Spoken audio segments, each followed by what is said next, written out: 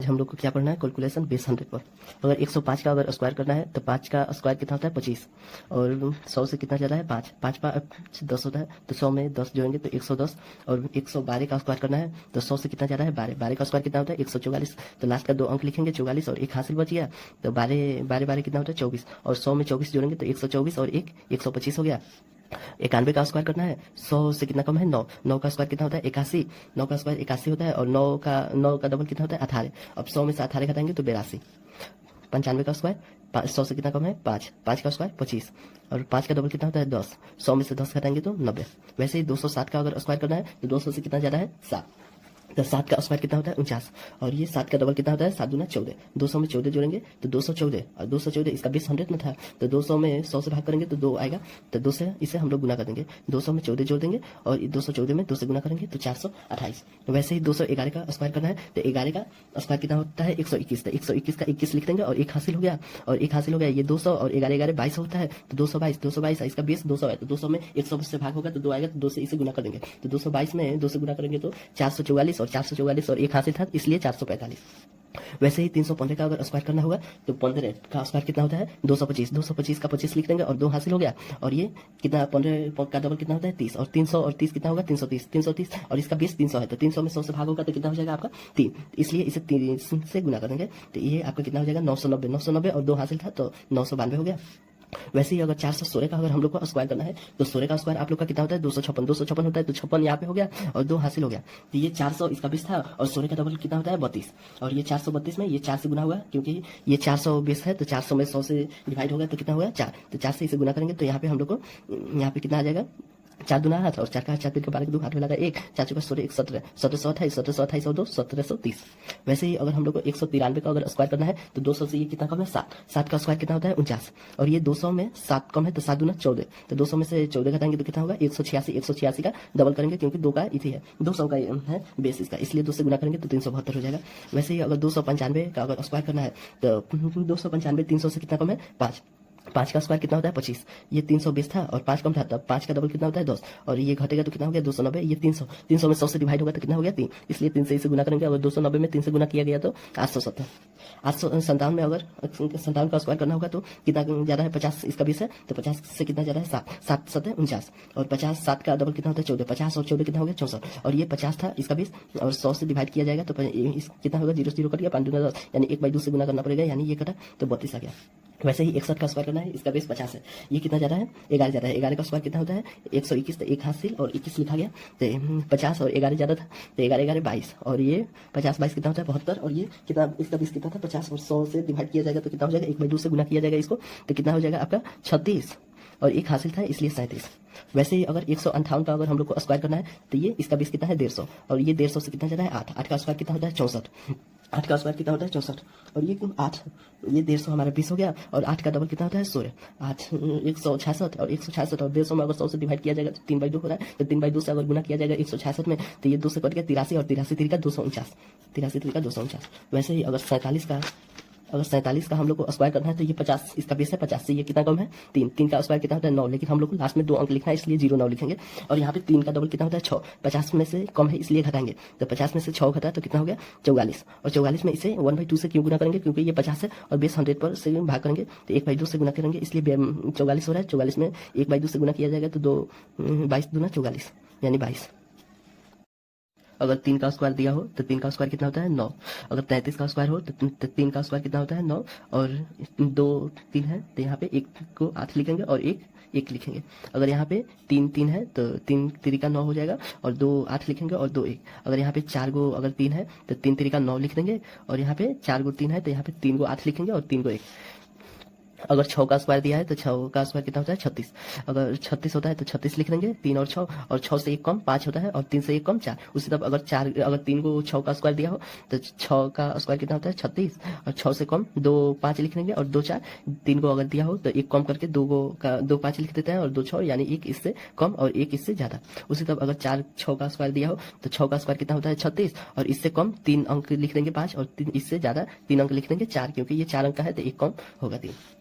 अगर 9 का स्क्वायर करना होगा तो 9 का स्क्वायर कितना होता है 81। 9 का स्क्वायर 81, तो 8 1 और 1 से कम कितना 0 होगा, और 8 से ज्यादा कितना होगा 9। उसी तरह अगर मान लो 4 गो 9 का अगर स्क्वायर दिया हो तो 9 का स्क्वायर कितना होता है 81, और 1 से कम 3 गो 0 देंगे, और 8 से ज्यादा 3 गो 9 देंगे, क्योंकि ये 4 अंक का है इसलिए एक एक कम लिखते हैं।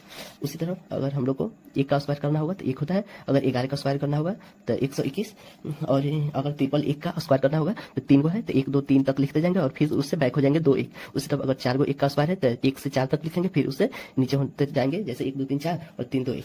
अगर उसी तरह 11 का अगर स्क्वायर करना है तो 121 होता है। उसी तरह 11 का स्क्वायर हो गया आपका 121, और बीच में 1 0 है इसलिए 1 0, और बीच में 2 0 है तो 121 लिख देंगे 11 का स्क्वायर, और बीच में 2 2 0 कर देंगे। अगर बीच में 3 गो 0 रहता है तो 11 का स्क्वायर 121 हो गया, और बीच में आप इधर भी 3 गो 0 और राइट हैंड भी 3 गो 0 लगा देंगे। उसी तरह अगर 12 का स्क्वायर करना होगा तो 12 का स्क्वायर 144 हो गया। अगर 102 का स्क्वायर करना होगा तो 144, और बीच में 1 0 है तो बीच में 1 1 0 लगा देंगे, और बीच में 2 0 है तो 12 का स्क्वायर 144 हो गया, और बीच में 2 2 0 लगा देंगे। और 12 का फिर स्क्वायर कितना होता है 144, और बीच में 3 0 है तो राइट हैंड भी 3 गो 0 और लेफ्ट हैंड भी 3 गो 0। इसी तरह आप 13 का भी कर सकते हैं।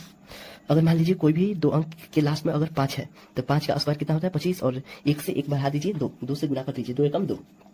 अगर उसी तरह 25 का अगर स्क्वायर करना है तो 5 का स्क्वायर कितना होता है 25, और 2 से 1 बढ़ा दो, 3 दूना 6। उसी तरह अगर 35 का स्क्वायर करना है तो 5 का स्क्वायर कितना होता है 25, और 3 में 1 बढ़ा दो तो 4 4 3 का 12 होता है। और उसी तरह अगर 45 का स्क्वायर करना है तो 5 25 होता है, और 4 से 1 बढ़ा दो 5 का 20 होता है। अगर उसी तरह मान लो कोई भी अंक हो 2 तो उसका स्क्वायर करना है तो a स्क्वायर और 2ab और b स्क्वायर के फॉर्मूला पर भी तोड़ सकते हैं। जैसे कि माना कि अगर 53 का स्क्वायर करना हो तो ये b स्क्वायर 3 3 का 9 और 2ab यानी 5 3 का 15 15 दूना 30 30 के 0 हाथ में लगा 3, और ए स्क्वायर तो 50 25 25 और 3 28। उसी तरह अगर 62 का स्क्वायर करना है तो 2 का स्क्वायर 4 और 2ab 6 दूना 12 12 दूना 24 के 4 और हाथ में लगा 2 और 6 6 के 36 36 और 2 38। इसी प्रकार अगर हम लोग को 3 अंकों का स्क्वायर करना होगा तो ये फॉर्मूला पर हम लोग बैठाकर उसका स्क्वायर कर सकते हैं। जैसे कि अगर मान लीजिए 365 का अगर स्क्वायर करना होगा तो सी स्क्वायर यानी 50 25 के 5 हाथ में लगा कितना 2, और 2bc b और c यानी 6 5 30 30 दूना 60 60 और 2 62 62 के 2 हाथ में कितना लगा 6। 2ac plus B square 2ac plus B square यानी 5 3 का 15 15 दूना 30 30 और 6 6 का 36 36 और 30 कितना होता है 36 30 आपका हो जाता है 66 यानी 66 66 और 6 66 6 आपका हो गया 66 और 6 71 66 6 71 नहीं होगा 72 होगा 72 के 2 हाथ में लगा 7 7 और यहाँ पे 2ab यानी 6 3 का 6 का 6 3 का 18 18 दूना 36 18 दूना 36 36 और 7 आपका कितना हो गया 36 और 7 आपका हो गया 6 6 12 1 13 के 3 हाथ में लगा 1 यानी 43 43 के 3 हाथ में लगा 4 यानी 3 3 का 9 9 और 4 कितना होता है 13। उसी प्रकार हम लोग 543 का भी वर्क कर सकते हैं।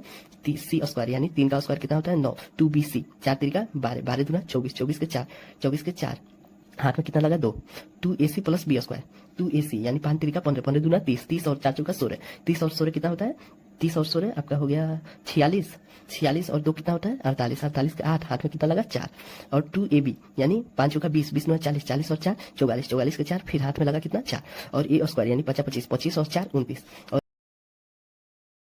वर्गमूल करने के लिए 1 से 25 तक स्क्वायर याद करेंगे। उसके बाद किसी भी अगर संख्या के अंत में अगर 1 रहता है तो उसका वर्गमूल का अंत का संख्या 1 होगा नहीं तो 9 होगा। किसी भी संख्या का अगर अंत में 9 रहता है तो उसका वर्गमूल के अंत का नंबर 3 होगा नहीं तो 7 होगा। अगर किसी भी संख्या के अंत में 6 रहता है तो उसके वर्गमूल का अंक 4 होगा नहीं तो 6 होगा लास्ट का नाम। अगर किसी भी संख्या के अंत में अगर 4 रहता है तो उसका वर्गमूल की संख्या के अंत में 2 ही रहेगा और या 8 रहेगा। अगर किसी भी संख्या के अंत में अगर 5 रहता है तो उसका वर्गमूल 5 रहेगा अंत का। किसी भी अगर संख्या के लास्ट में अगर 0 रहता है तो उसका वर्गमूल के लास्ट का अंक 0 ही होगा। जैसे हम लोग को 4761 का वर्गमूल करना है तो इसके लास्ट डिजिट कितना है 1 1 जिसके लास्ट डिजिट में होता है उसका वर्गमूल के लास्ट डिजिट कितना होता है 1 नहीं तो 9 1 नहीं तो 9 होगा। यानी 4761 है तो 2 डिजिट को कैंसिल कर देंगे और 47 का एक परफेक्ट स्क्वायर ढूंढेंगे। इससे कम हो जाएगा 6 36 और 7 49 इससे ज्यादा हो जाएगा। यानी इसका जो कम होता है वही लिखा जाता है यानी 6 लिखा जाएगा। लेकिन ये होगा कि ये इसको कैसे फाइंड आउट करते हैं ये जो दोनों है 6 36 इससे कम हो रहा है और 7 49 इससे ज्यादा हो रहा है ये दोनों को मल्टीप्लाई कर देते हैं तो 7 6 42 हो जाता है। अगर 42 से ये बड़ा है तो ये हमारा बड़ा वाला आंसर होगा। अगर छोटा होता तो छोटा वाला आंसर होगा। यहाँ पे 42 से क्या है बड़ा है 47 यानी बड़ा वाला आंसर होगा यानी 69 आंसर होगा। वैसे ही अगर हम लोग को 4096 का अगर वर्गमूल निकालना हो तो लास्ट में कितना है 6 6 जिसके लास्ट में होता है उसका वर्गमूल के लास्ट डिजिट कितना होता है 4 होता है नहीं तो 6 होता है 4 होगा नहीं तो 6 यानी 4096 के लास्ट 2 डिजिट को कैंसिल कर देंगे और 40 का एक परफेक्ट स्क्वायर ढूंढेंगे यानी 6 6 36 और 7 7 49 हो जा रहा है यानी 6 6 36 40 से कम हो रहा है और 7 7 49 इससे ज्यादा हो रहा है 40 से। अब ये क्या होगा छोटा वाला होगा यानी 6 होगा और 6 यानी इस दोनों में अब देखना है हम लोग को कौन सा होगा यानी 7 6 42 होगा तो 42 इससे क्या है छोटा है यानी छोटा वाला आंसर होगा यानी यानी 64 आंसर होगा। उसी तरह हम लोग को इस डिजिट को फाइंड करना है, इसका वर्गमूल। इसके लास्ट वाला डिजिट कितना है? 4। 4 बार जिसके लास्ट डिजिट में होता है उसका वर्गमूल के लास्ट डिजिट कितना होता है? 2 होता है, नहीं तो 8 होता है। तो 2 नहीं तो 8 होगा, यानी 2 नहीं तो 8। लास्ट वाले 2 डिजिट को कैंसिल करेंगे और 125 का एक परफेक्ट स्क्वायर ढूंढेंगे। 11 11 है 121 और 12 12 है 144 होता है। तो ये 144 इससे ज्यादा हो रहा है और 11 11 है 121 आपका छोटा हो रहा है, यानी 11 होगा, यानी छोटा वाला होगा। 11 और 12 में मल्टीप्लाई करेंगे तो 132 होगा। अब 132 से इसको देखना है 125 छोटा है या बड़ा, यानी 132 से 125 छोटा है, यानी छोटा वाला हमारा आंसर होगा। 979 और 69 का वर्गमूल कितना होगा? इसके लास्ट में कितना है? 9। 9 जिसके लास्ट में होता है उसका वर्गमूल के लास्ट डिजिट कितना होता है? 3 नहीं तो 7। 3 होगा, नहीं तो 7 होगा। 979 और 69 के लास्ट 2 डिजिट को कैंसिल कर देंगे। इसके परफेक्ट स्क्वायर क्या होगा? 31 का स्क्वायर और 32 का स्क्वायर। 31 का स्क्वायर आपका हो जाता है 961 और 32 का 1024। इन दोनों के बीच में आ रहा है तो 31 होगा, यानी छोटा वाला होगा ये। और ये दोनों का मल्टीप्लिकेशन करेंगे। 31 31 961 हो गया और 31 को जोड़ देंगे तो 992 हो गया। ये दोनों का मल्टीप्लिकेशन, इससे ये क्या है? छोटा, यानी छोटा वाला आंसर होगा हमारा। छोटा वाला आंसर होगा। आज हम लोग क्या पढ़ेंगे? क्यूब। क्यूब को फास्ट करने के लिए 1 से लेकर 30 तक हम लोग क्यूब को याद कर लेंगे ताकि हम लोग क्यूब को जल्दी जल्दी सोल्व कर सके। अगर कोई भी संख्या के अगर एक यहाँ पे रहता है और यहाँ पे कोई संख्या रहता है तो इसे एक ए और ए स्क्वायर और ए क्यूब लिख देंगे और इसका डबल डबल कर देंगे और इसको जोड़ देंगे। जैसे कि अगर मान लीजिए हमको 19 का स्क्वायर करना है, यहाँ पे 1 है और यहाँ पे कोई डिजिट है तो इसका 1 का क्यूब करेंगे, यानी 9 का क्यूब कितना होता है? 729। 1 का स्क्वायर करेंगे, यानी 9 का स्क्वायर कितना होता है? 81 और ए लिख देंगे 9 और 1 लिख देंगे 1। अब इसका डबल कर देंगे, 9 दूना 18 और 81 दूना 162। अब इसको हम लोग जोड़ देंगे। ध्यान रहे कि एक एक अंक ही इसको लिखना है जोड़ते समय। 9 का 9 उतार देंगे, यहाँ पे 72 बचा, 72 को अब इसके ऊपर ले जाएंगे।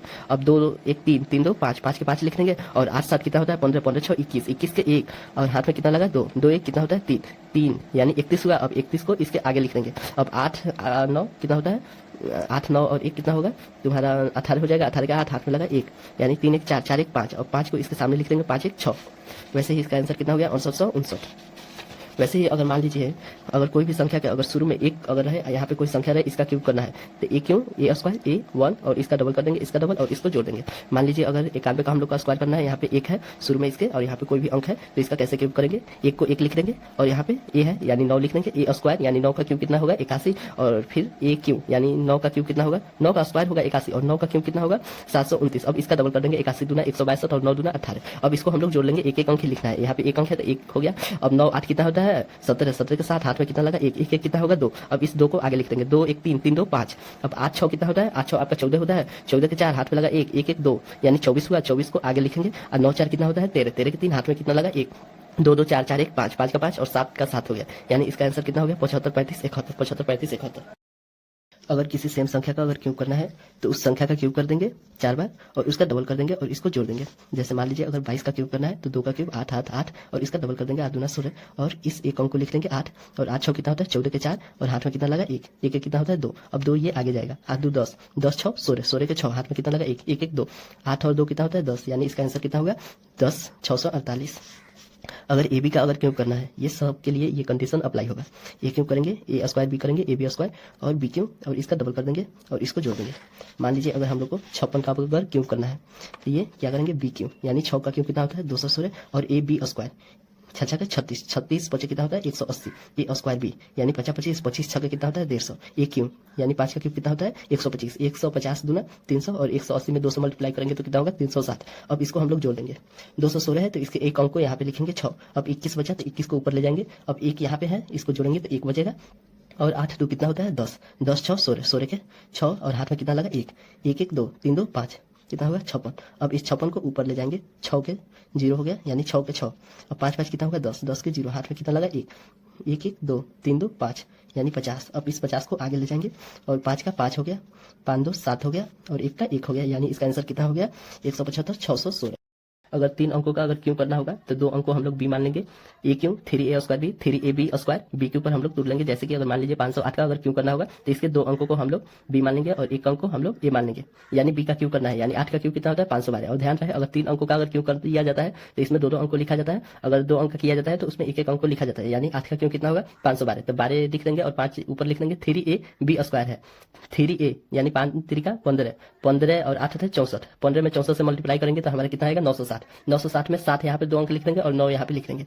5 का 5 हो गया और 6 का 6 हो गया।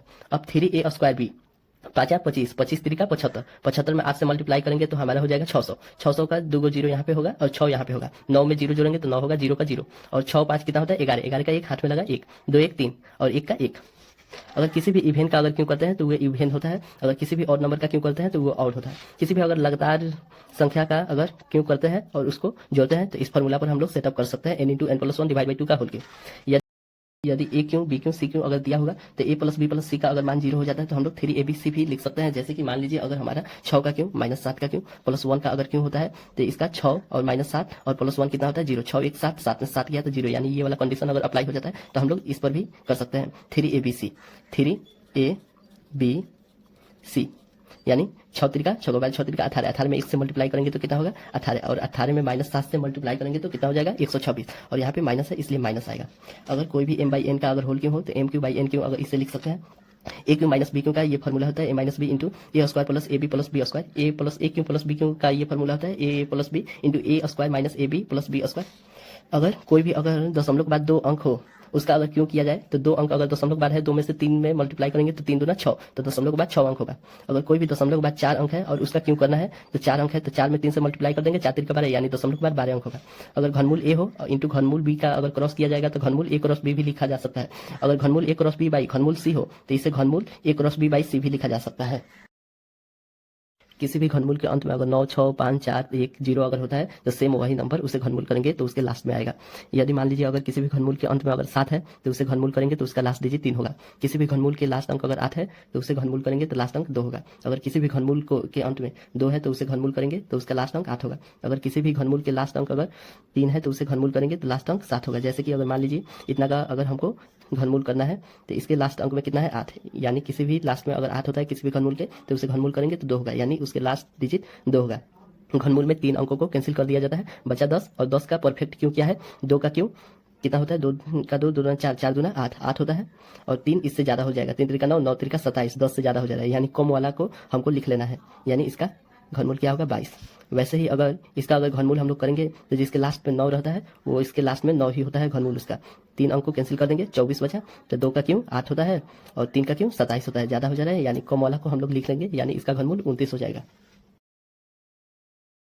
Number of digit, total digit कितने होते हैं 0 से लेके 9 तक, यानी टोटल डिजिट 10 होते हैं, और ये सब नंबर होते हैं यानी संख्या होते हैं। जैसे 5126 में कितने डिजिट है 1 2 3 4 डिजिट है। वैसे ही अगर 1 से लेके 616 तक कितने डिजिट है, 1 से लेके 99 तक 99 नंबर है और टोटल 189 डिजिट है। और 100 से लेके 616 तक कितने डिजिट है, तो 616 में से 100 घटाया जाएगा तो कितना होगा 516, और 100 यानी 516 1 517, 517 नंबर होगा, और ये टोटल 3 डिजिट का है इसलिए 3 डिजिट से मल्टीप्लाई किया जाएगा। तो 517 में 3 से मल्टीप्लाई किया जाएगा तो कितना होगा 1551, और ये 1 से लेके 99 तक 189 डिजिट है, और 100 से लेके 616 तक 1551 डिजिट है, इसलिए दोनों को ऐड करेंगे तो कितना होगा 1740, यानी 1 से लेके 616 तक कितना डिजिट होगा 1740। 1 से लेके 9 तक 9 डिजिट होता है, 1 से लेके 99 तक 189 डिजिट होता है, 1 से लेके 999 तक 2889 डिजिट होता है, 1 से लेके 9999 तक 38,889 डिजिट होता है। वैसे ही अगर मान लीजिए 1 से लेके 28 तक अगर हम लोग नंबर लिखते हैं तो उसमें के लास्ट 3 डिजिट हमको बताना है। तो 1 से लेकर 9 तक हमारा 9 नंबर होता है तो इसमें 9 डिजिट होता है, 1 से लेकर 9 तक हमारा 9 नंबर होता है तो इसमें 9 डिजिट होता है, और ये टोटल कितना पूछ रहा है 28 नंबर तक कितना डिजिट होगा, इसलिए 28 में से 9 घटा देंगे तो हमारा 19 डिजिट हो गया, और 19 डिजिट 9 के बाद 10 11 12 ये सब 2 डिजिट का होता है, इसलिए 19 डिजिट में हम लोग 2 से डिवाइड करेंगे तो 9 दूना 18, 1 बच जा रहा है, यानी 9 नंबर हो गया, 1 डिजिट हो गया, यानी 9 नंबर ये 1 से लेके 9 तक ये 9 डिजिट है, यानी 9 नंबर ये और 9 नंबर ये 9 9 18 नंबर, और ये 1 डिजिट 18 और 1 18 नंबर और 1 डिजिट बचा, यानी 18 और 19 20, इसी तरफ जाएगा तो 18 नंबर और 1 डिजिट बचा, यानी 18 और 1 ही डिजिट बचा, यानी 18 और 1, यानी लास्ट के 3 अंक क्या होगा 181।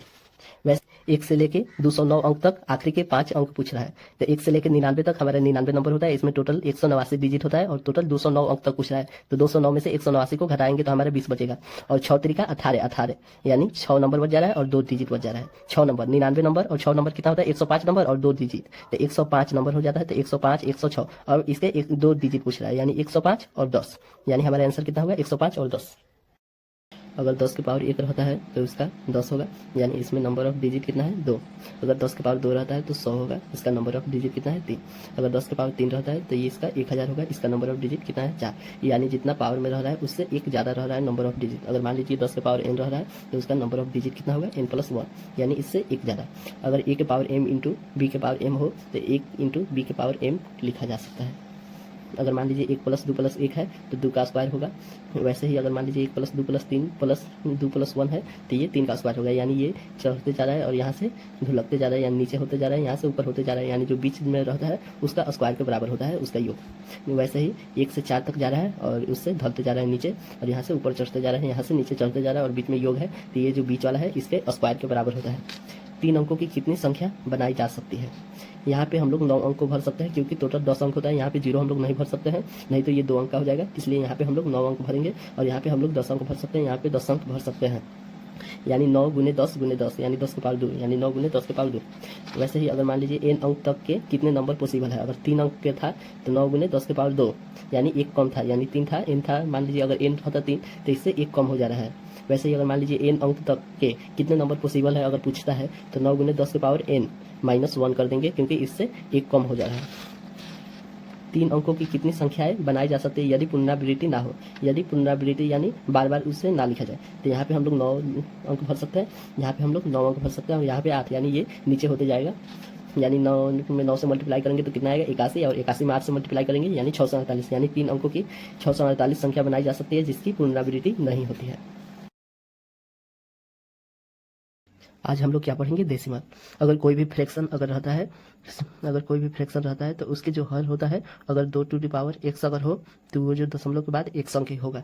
अगर मान लीजिए 2 के पावर अगर 4 होगा तो दशमलव के बाद 4 अंक होगा। अगर कोई भी फ्रैक्शन के n/2 के power x into 5 to the power y अगर रहता है, अगर मान लीजिए y अगर बड़ा हो x से तो जो बड़ा होगा वही दशमलव के बाद उतना ही अंक रहेगा। अगर मान लीजिए 2 के पावर 3 हो इंटू 5 के पावर 4 हो तो 3 से बड़ा है 4 तो दशमलव के बाद 4 अंक ही होगा। अगर n/2 के पावर x हो या 5 के पावर y हो या 2 के power x into 5 to the power y हो तो उस समय हमारा दशमलव प्रसार शांत होगा। अगर x इक्वल टू 0.777 यानी 7 पर अगर बार हो तो इसे कैसे भिन्न के रूप में लिखेंगे? Multiply by 10 on both side, यानी दोनों तरफ हमें 10 से गुना करने पर, यानी x में 10 से गुना करेंगे यानी 10x, और इसमें 10 से हम लोग गुना करेंगे तो 10 में x से गुना करेंगे तो 10x, और इसमें ये गुना करेंगे तो एक दशमलव के बाद चल जाएगा यानी 7.77 डैश डैश। अब ये जो 10x है इसको ऐसे लिखा जा सकता है 7 प्लस 0.777। अब 10x का 10x, 7 का 7, इसका मान कितना है? यहाँ पे x है तो x हो गया, और इस x को इधर भेज देंगे यानी 10x minus x equal to 7। 10x में से x घटा तो कितना आया? 9x। 9x equal to 7, x equal to कितना हो गया? 7/9।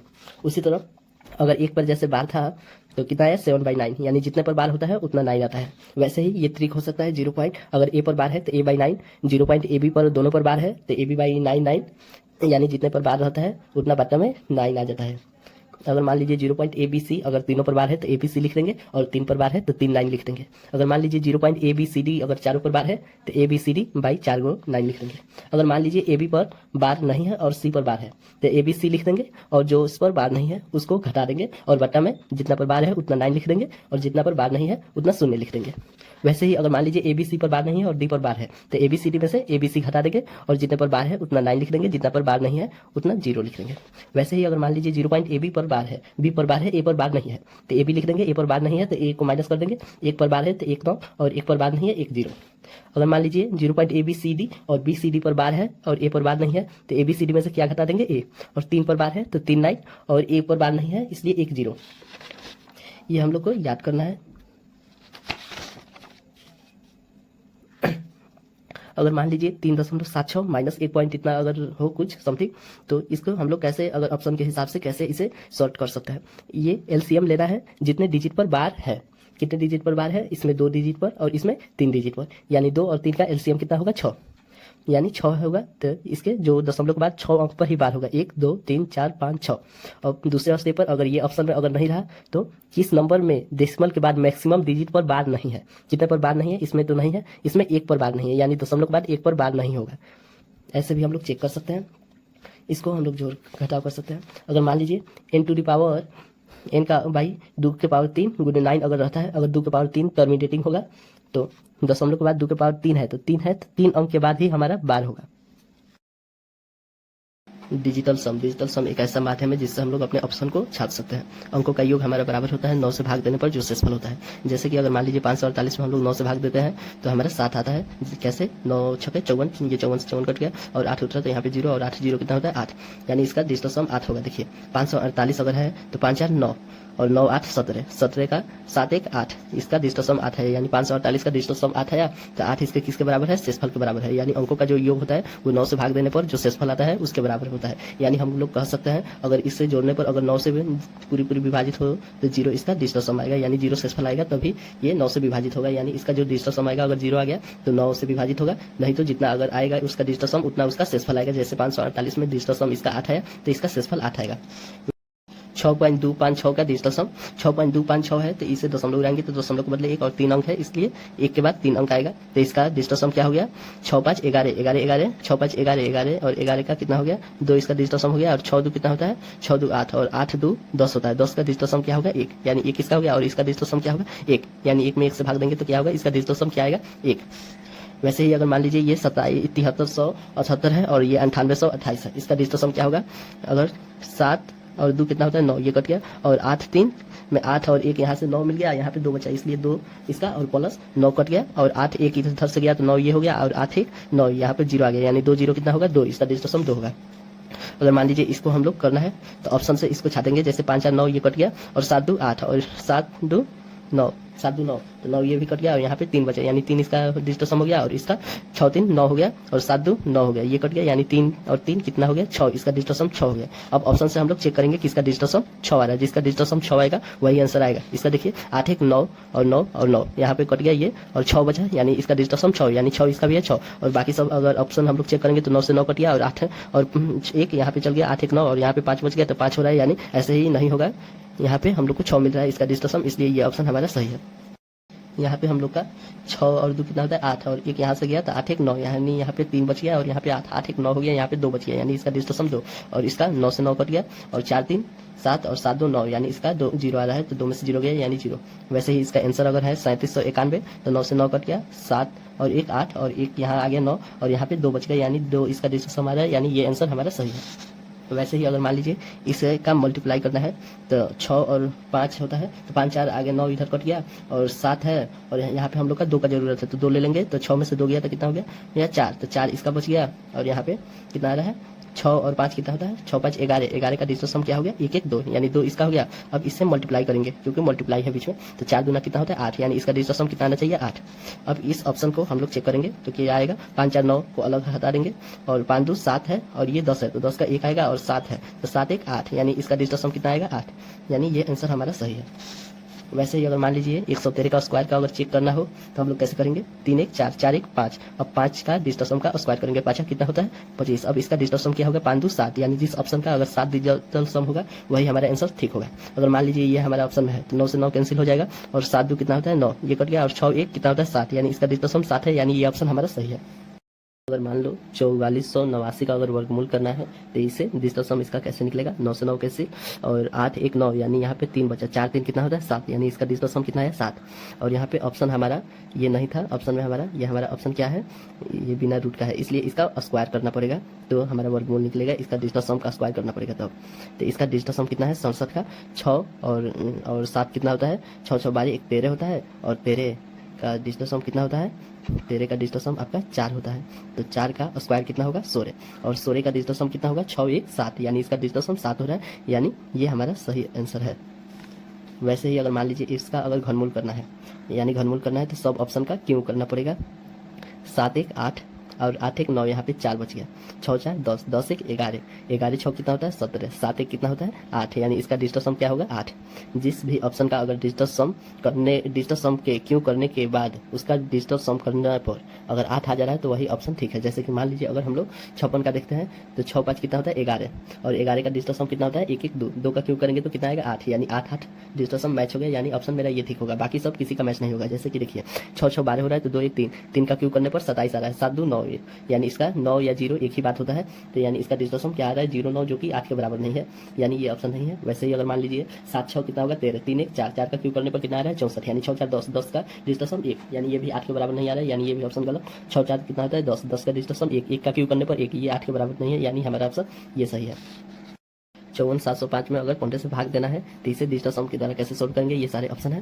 तो ये देखिए 54 705 बाई 15 है, हर में 3 का मल्टीपल को हटाए और 0 को, हर में 3 का मल्टीपल है 5 3 का 15, इसको हटाना चाहिए डिजिटल सम में, तभी कंडीशन सेटिस्फाई होगा। यानी इसे 3 से हम लोग कैंसिल करेंगे, 3 5 15, और ये इसे कैंसिल करेंगे तो 1 8 2 3 5 आएगा, 3 से इसे भाग देंगे तो इसे अगर मान लीजिए नीचे भी हम लोग 2 से गुना कर देते हैं, ऊपर भी 2 से गुना कर देते हैं, तो ये 2 2 कट जाएगा, यानी 2 से हम लोग ऊपर नीचे गुना कर सकते हैं, यानी 5 दूना 10, इसका डिजिटल सम 1, यानी नीचे में अगर 1 होता है तो इसका कोई भी वैल्यू नहीं होता है, अगर 2 बाई 1 होता है यानी 1 ही होता है, 2 ही होगा, यानी सेम हो जाएगा, ये नहीं लिखा जाएगा तभी होता है, यानी इसका अब डिजिटल सम निकालना है। तो इसका डिजिटल सम कितना हो जाएगा 8 1 9 और 3 2 5 और 5 5 10, 10 का डिजिटल सम 1, 1 में 2 से गुना करेंगे तो कितना आएगा 2, यानी इसका डिजिटल सम कितना आ रहा है 2।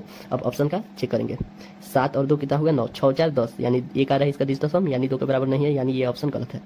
ये 6 और 3 9, ये कट गया, और 7 और 8 9, यहाँ पे 2 बच जा रहा है, यानी इसका डिजिटल सम 2, यानी 2 2 मैच हो गया, यानी ऑप्शन ये मेरा ठीक है। बाकी सब कोई भी मैच नहीं होगा, जैसे 6 5 11, 11 का डिजिटल सम 2 और 5 2 7, और 7 2 कितना होता है 10, 10 का डिजिटल सम 0 हो जाएगा।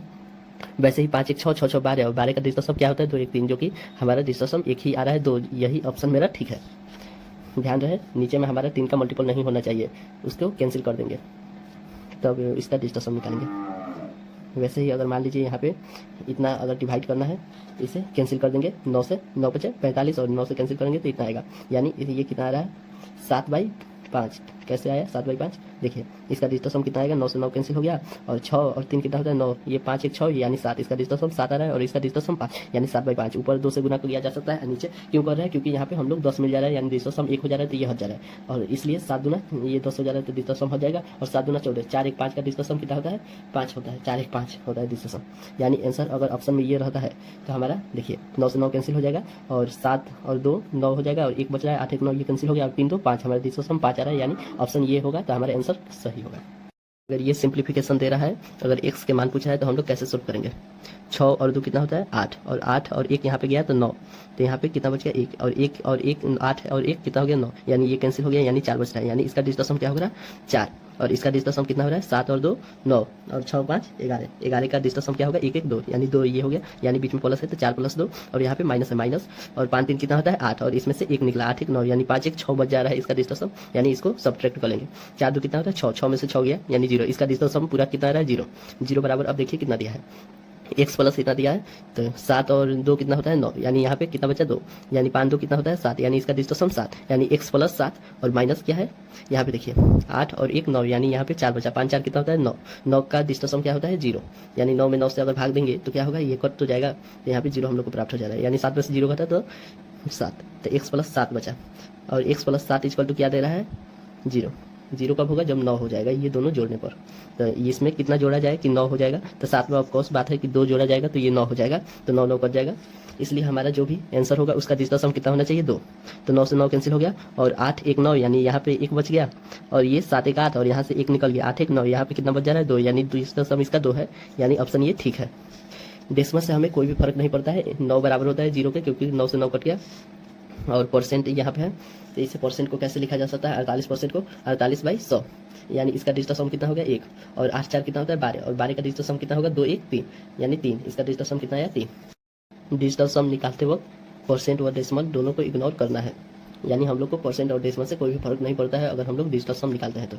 अगर ये सिंप्लीफिकेशन दिया है अप टू 9 टर्म्स, यानी ऐसे ही 9 टर्म्स का योग क्या होगा, तो यहाँ पे हम लोग को कितना दिया है 1/0.2, यानी डेसिमल से हम लोग को कोई भी फर्क नहीं पड़ता है, तो इसका डिजिटल सम क्या हो गया 1/2, और इसे हम लोग 5 से 2 ऊपर और नीचे मल्टीप्लाई कर सकते हैं, क्योंकि 5 से 5 कट जाएगा, क्यों मल्टीप्लाई कर रहे हैं क्योंकि 5 दूना 10 हो जा रहा है, और नीचे 1 आ जा रहा है इसका डिजिटल सम, इसलिए यानी इसका डिजिटल सम कितना है 5 5 10, और इसका डिजिटल सम 1 हो गया, और 5 का डिजिटल सम 5 ही होता है, यानी इसका 5 आया। वैसे ही हमसे 9 टर्म्स पूछ रहा है, यानी 5 5 जोड़ेंगे, यानी 9 से मल्टीप्लाई कर सकते हैं, 9 बार जोड़ना है तो 5 9 कितना होता है 45, और 45 का डिजिटल सम कितना होता है 5 4 9 9 होता है, तो 9 से 9 कट गया, यानी 0, इसका डिजिटल सम कितना आएगा 0। नंबर यानी संख्या। नंबर 2 प्रकार के होते हैं, रियल नंबर और इमेजिनरी नंबर। रियल नंबर मतलब वास्तविक संख्या, और इमेजिनरी नंबर मतलब काल्पनिक संख्या। रियल नंबर किसे कहते हैं the number that can be represent on the number line, यानी जिस नंबर को हम लोग नंबर लाइन पर रिप्रेजेंट कर सकते हैं उसे हम लोग वास्तविक संख्या कहते हैं। मान लीजिए ये नंबर लाइन है और यहाँ पे 0, 1, 2, -1, -2 यहाँ पे हमारा नंबर है। यहाँ पे हम लोग नंबर को रिप्रेजेंट कर सकते हैं। जैसे मान लीजिए अगर 1.5 को हमें रिप्रेजेंट करना पड़ेगा तो कितना होगा, इसमें हम लोग 10 कट करेंगे, इसको 10 भागों में डिवाइड करेंगे और जहाँ पे 5 आएगा वही हमारा 1.5 होगा। वैसे ही जो हम नंबर को इस नंबर लाइन पर रिप्रेजेंट कर सकते हैं उसे हम लोग वास्तविक संख्या कहते हैं। और काल्पनिक संख्या वो होती है जो हमारे नंबर लाइन पर रिप्रेजेंट नहीं हो सकती है। जैसे √3 को हम लोग नंबर लाइन पर रिप्रेजेंट नहीं कर सकते हैं। इसे हम लोग √3 क्रॉस √1 लिख सकते हैं, क्योंकि √a क्रॉस √b होता है तो √a क्रॉस b हो सकता है, इसलिए इतना हम लोग लिख सकते हैं। √3 है तो √3 और यहाँ √3 है तो √3 और √1 को हम लोग i कहते हैं। अगर i हो तो ये किसके बराबर होता है, √1। i² किसके बराबर होता है, -1। i की पावर 4 किसके बराबर होता है, +1। वैसे ही i किसके बराबर होता है, √1, यानी इसको हम लोग i लिख सकते हैं, इसलिए √3 equal to i √3। Complex number किसे कहते हैं, कॉम्प्लेक्स नंबर यानी सम्मिश्र संख्या जिसमें रियल नंबर और इमेजिनरी नंबर दोनों शामिल हो उसे हम लोग क्या कहेंगे, कॉम्प्लेक्स नंबर। जैसे ये रियल नंबर है और ये इमेजिनरी नंबर है यानी काल्पनिक संख्या, तो ये हमारा क्या होगा, सम्मिश्र संख्या। रियल नंबर यानी वास्तविक संख्या दो प्रकार के होते हैं, एक परिमेय संख्या और एक अपरिमेय संख्या। परिमेय संख्या यानी रेशनल नंबर हम लोग किसे कहते हैं, जिसे हम लोग p/q के रूप में लिख सकते हैं, जिसमें p and q are both integer. p and q are both integer यानी p और q दोनों भिन्न होना चाहिए, इंटीजर होना चाहिए, और ये q इक्वल टू 0 नहीं होना चाहिए। अपरिमेय संख्या किसे कहते हैं, जिसे p/q के रूप में नहीं लिखा जा सकता है, non terminating non repeating decimal हो। इसका एग्जाम्पल क्या होगा, √16 5, -7 22, 0.8 और 0.57, क्योंकि √16 का हमारा वर्गमूल कितना होता है, 4। ये एक p/q का नंबर है, p/q, और इसका q 0 नहीं है। और इसे हम लोग क्या लिख सकते हैं, 57/99, यानी ये p/q के रूप में है और इसका q 0 नहीं है। वैसे ही ये जो है √2 का हमारा 1.4142 होता है, जो कि ये चलते रहता है, ये कभी इसका एग्जैक्ट मान नहीं प्राप्त होता है। वैसे ही √3, √5, 3, √2 और पाई एक अपरिमेय संख्या है। रेशनल नंबर यानी परिमेय संख्या दो प्रकार के होते हैं, एक इंटीजर और एक डेसिमल। इंटीजर, पॉजिटिव इंटीजर किसे कहते हैं, जो 1, 2, 3, 4 यानी नेचुरल नंबर हो उसे हम लोग पॉजिटिव इंटीजर कहते हैं। निगेटिव इंटीजर किसे कहते हैं, जो -1, -2, -3 ऐसे ही आगे बढ़ते रहता है उसे हम लोग निगेटिव इंटीजर कहते हैं। जीरो इंटीजर किसे कहते हैं, जो 0 हो। नॉन निगेटिव इंटीजर किसे कहते हैं, जैसे 0, 1, 2, 3, 4 यानी 0 से जो चालू होता है उसे हम लोग पूर्ण संख्या भी कहते हैं, और नॉन निगेटिव इंटीजर भी कहते हैं, यानी गैर निगेटिव पूर्णांक। नॉन पॉजिटिव इंटीजर किसे कहता है, जो 0 से चालू हो और निगेटिव की ओर जाए, यानी निगेटिव इंटीजर की ओर जाए, जैसे 0, -1, -2, -3, -4। पॉजिटिव इंटीजर को हम लोग प्राकृतिक संख्या यानी नेचुरल नंबर भी कह सकते हैं, जैसे 1, 2, 3, 4, 5। इवन नंबर हम लोग किसे कहते हैं, यानी सम संख्या। जब नंबर 2 से भाग हो जाए तो उसे सम संख्या कहते हैं, जैसे 2, 4, 6, 8, 10। और नंबर किसे कहते हैं, यानी विषम संख्या। जो नंबर 2 से भाग ना हो उसे विषम संख्या कहते हैं, जैसे 1, 3, 5, 7, 11। प्राइम नंबर यानी अभाज्य संख्या किसे कहते हैं, the number which have only 2 different factor, one factor is 1 and other factor is the number itself, यानी एक उसका फैक्टर 1 हो और दूसरा फैक्टर वे स्वयं नंबर हो, जैसे 2, 3, 5, 7, 11। 11 का हमारा क्या क्या फैक्टर होगा, 1 और 11, यानी एक और दूसरा नंबर ये स्वयं। और स्मॉलेस्ट प्राइम नंबर इज 2, यानी सबसे छोटी प्राइम नंबर यानी अभाज्य संख्या क्या होती है, 2। और स्मॉलेस्ट ओड प्राइम नंबर यानी सबसे छोटा विषम प्राइम नंबर यानी विषम अभाज्य संख्या क्या होता है, 3। Only even prime number is 2, यानी सिर्फ प्राइम नंबर में 1, 2 ही एक ऐसा नंबर है जो कि इवन होता है, नहीं तो बाकी सब ऑड होता है। फैक्टर यानी गुणनखंड, 6 का फैक्टर क्या क्या हो सकता है, 1, 2, 3, 6। नंबर ऑफ फैक्टर हमेशा निश्चित होता है। मल्टीपल यानी गुणज, यानी 6 का गुणज क्या क्या है, 6, 12, 18, 24, 30, ये हमेशा बढ़ते ही रहेगा, यानी इन्फिनिटिव होता है। इसे हम लोग पहाड़ा भी कह सकते हैं, यानी 6 का पहाड़ा है। 1 is neither prime nor composite number, यानी एक ना ही हमारा अभाज्य संख्या है और ना ही भाज्य संख्या है। 0 is neither positive nor negative, 0 ना तो धनात्मक है और ना ही ऋणात्मक है। कंपोजिट नंबर यानी भाज्य संख्या किसे कहते हैं, भाज्य संख्या जिसके 2 से अधिक अलग अलग टुकड़े हो, यानी 4, 6, 8, 9, 10, 12, 15। जैसे कि मान लीजिए 4 का फैक्टर क्या क्या है, 1 है, 2 है और 4 है। 1, 2 यानी ये फैक्टर हमारा 2 से अधिक है, तो ये हमारा अभाज्य संख्या नहीं है, यानी भाज्य संख्या है। जिसका 2 से अधिक फैक्टर हो, तो इसका 2 से अधिक फैक्टर है, इसलिए ये हमारा भाज्य संख्या है। परफेक्ट नंबर यानी परिपूर्ण संख्या किसे कहते हैं, जैसे 4 का फैक्टर क्या क्या होता है, 1, 2, 4। 6 का फैक्टर क्या क्या होता है, 1, 2, 3, 6। 8 का फैक्टर क्या क्या होता है, 1, 2, 4, 8। 12 का फैक्टर 1, 2, 3, 4, 6, 12। 16 का फैक्टर 1, 2, 4, 8, 16। 28 का फैक्टर 1, 2, 4, 7, 14, 28। यानी परफेक्ट नंबर किसे कहते हैं, ये स्वयं जो होता है इसको छोड़कर जिसका अगर योग ये सब का इसको छोड़कर ये सब का योग अगर इसके बराबर हो जाए उस नंबर के, तो उसे हम लोग परिपूर्ण संख्या कहते हैं। जैसे 2 3 4 के बराबर नहीं है, यानी ये परफेक्ट नंबर नहीं है। 3 2 5 1 6 ये इसको स्वयं को छोड़ के बाकी सबको ऐड करने पर इस नंबर के बराबर हो जा रहा है, इसलिए ये परिपूर्ण संख्या है। वैसे ही 4 2 6 6 1 7 7 8 के बराबर नहीं है, इसलिए ये परिपूर्ण संख्या नहीं है।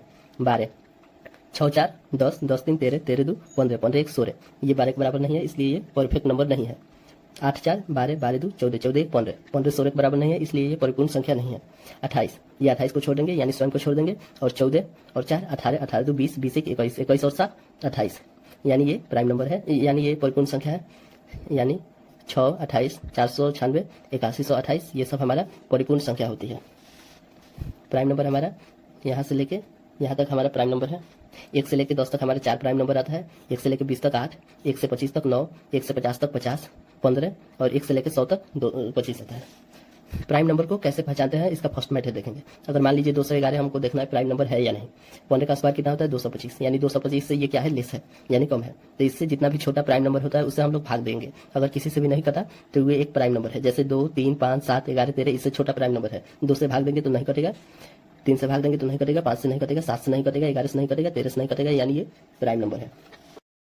सेकेंड मेथड क्या है, 3 से बड़ी सभी अभाज्य संख्या हमेशा 6m + -1 फॉर्म की होती है, परंतु प्रत्येक 6m + -1 फॉर्म का नंबर अभाज्य संख्या नहीं होती।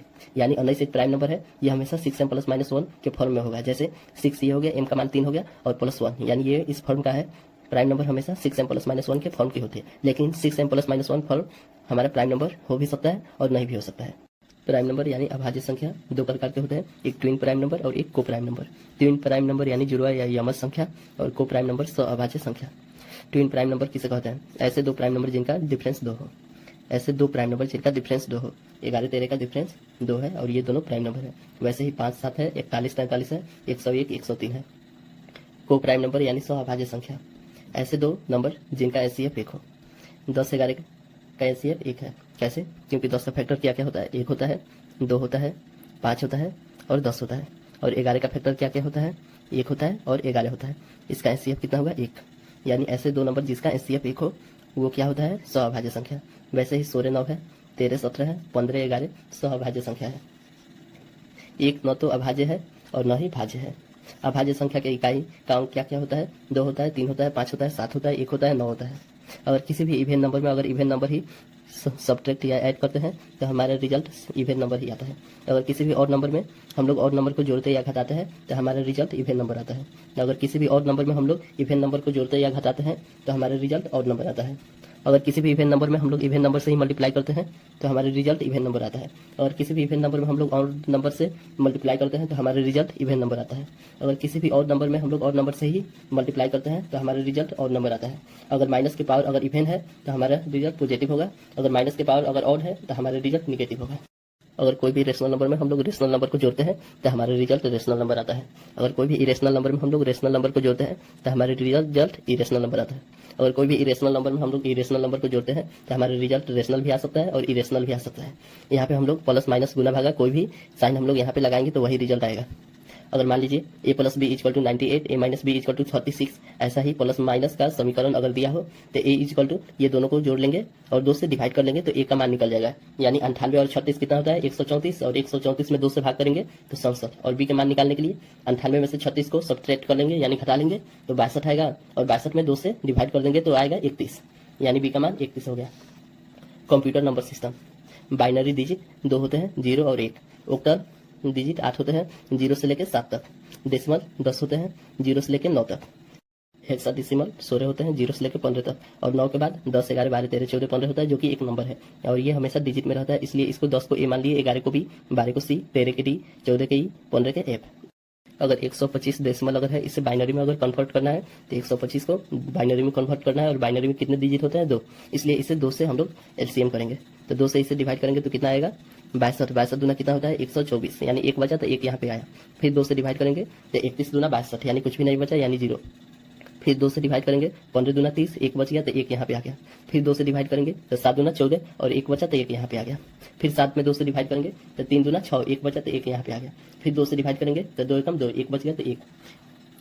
डेसिमल से बाइनरी में हम लोग लिखेंगे तो नीचे से हम लोग लिखते हैं 1 1 1 1 1 0 1 1 1 1 1 1 0 1 1 2 3 4 5 5 को 1 है 1 2 3 4 5 और 0 1 यानी ये बाइनरी डिजिट है।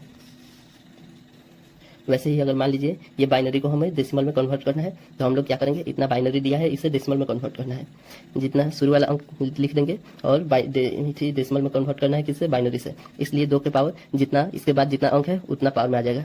1 2 3 4 5 6 7 है, इसलिए 7 इसके पावर में चल जाएगा प्लस फिर 1 गुने 2 के इसके अंक कितना है इसके बाद 6 है, इसलिए 2 के पावर 6 प्लस फिर 1 गुने 2 के पावर 5 हो जाएगा क्योंकि इसके बाद 5 अंक है, फिर प्लस ये 0 के में 2 से गुना करेंगे तो 0 ही हो जाएगा, यानी 0 को हम लोग छोड़ सकते हैं। फिर प्लस 1 गुने 1 के बाद कितने अंक है 1 2 3 अंक है, इसलिए 1 गुने 2 के पावर 3 प्लस फिर 1 के बाद कितना अंक है 1, यानी 1 गुने 2 के पावर 1 प्लस 1 के बाद कितने अंक है 1 भी नहीं, यानी 1 गुने 2 के पावर 0 हो सकता है।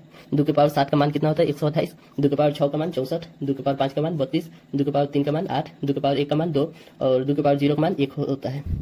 इसको हम लोग जोड़ेंगे तो 235 आएगा। इसे डेसिमल में लिख देंगे क्योंकि ये डेसिमल में बदलने का ये हमारे पास होता है विधि एक होती है। 129 डेसिमल को हम लोग किस में बदलना है, उक्ता डेसिमल में।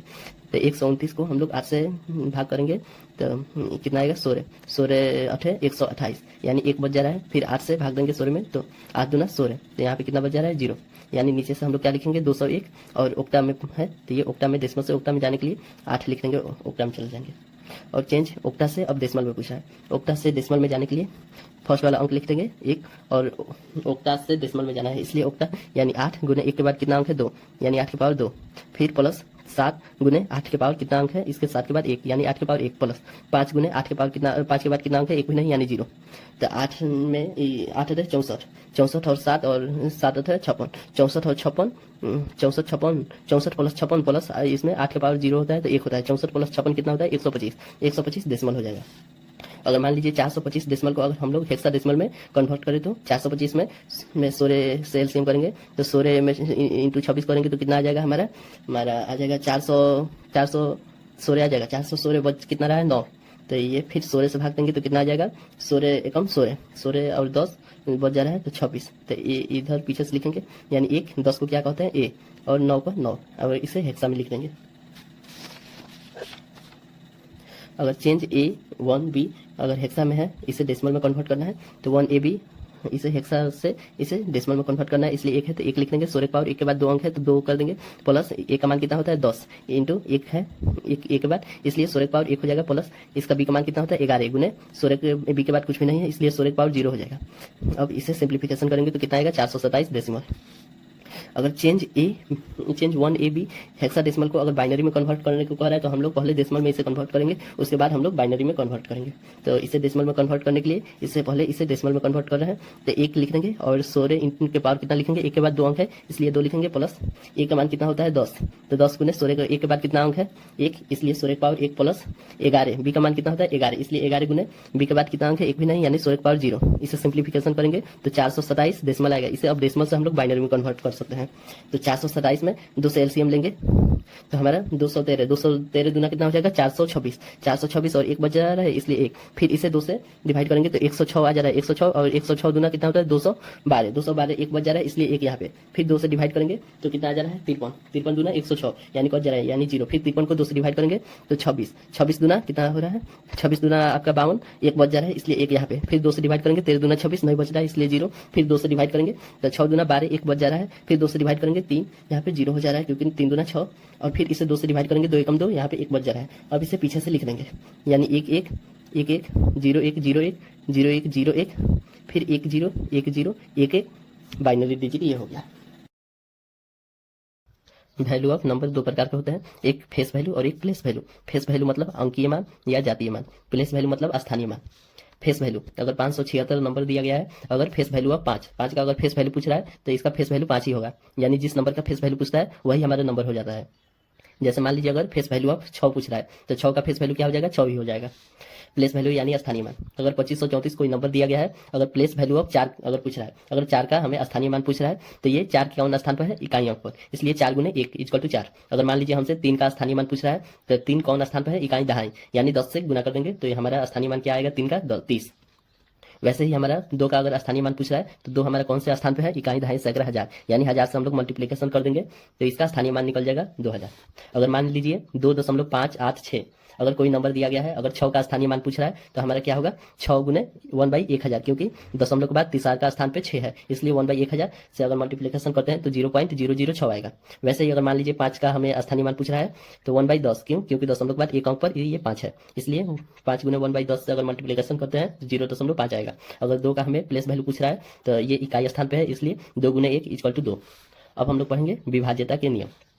कोई भी नंबर हमारा 2 से विभाजित कब होगा, अगर अंतिम अंक एक अंक 2 से अगर विभाजित हो जाता है तो वो नंबर 2 से विभाजित होगा।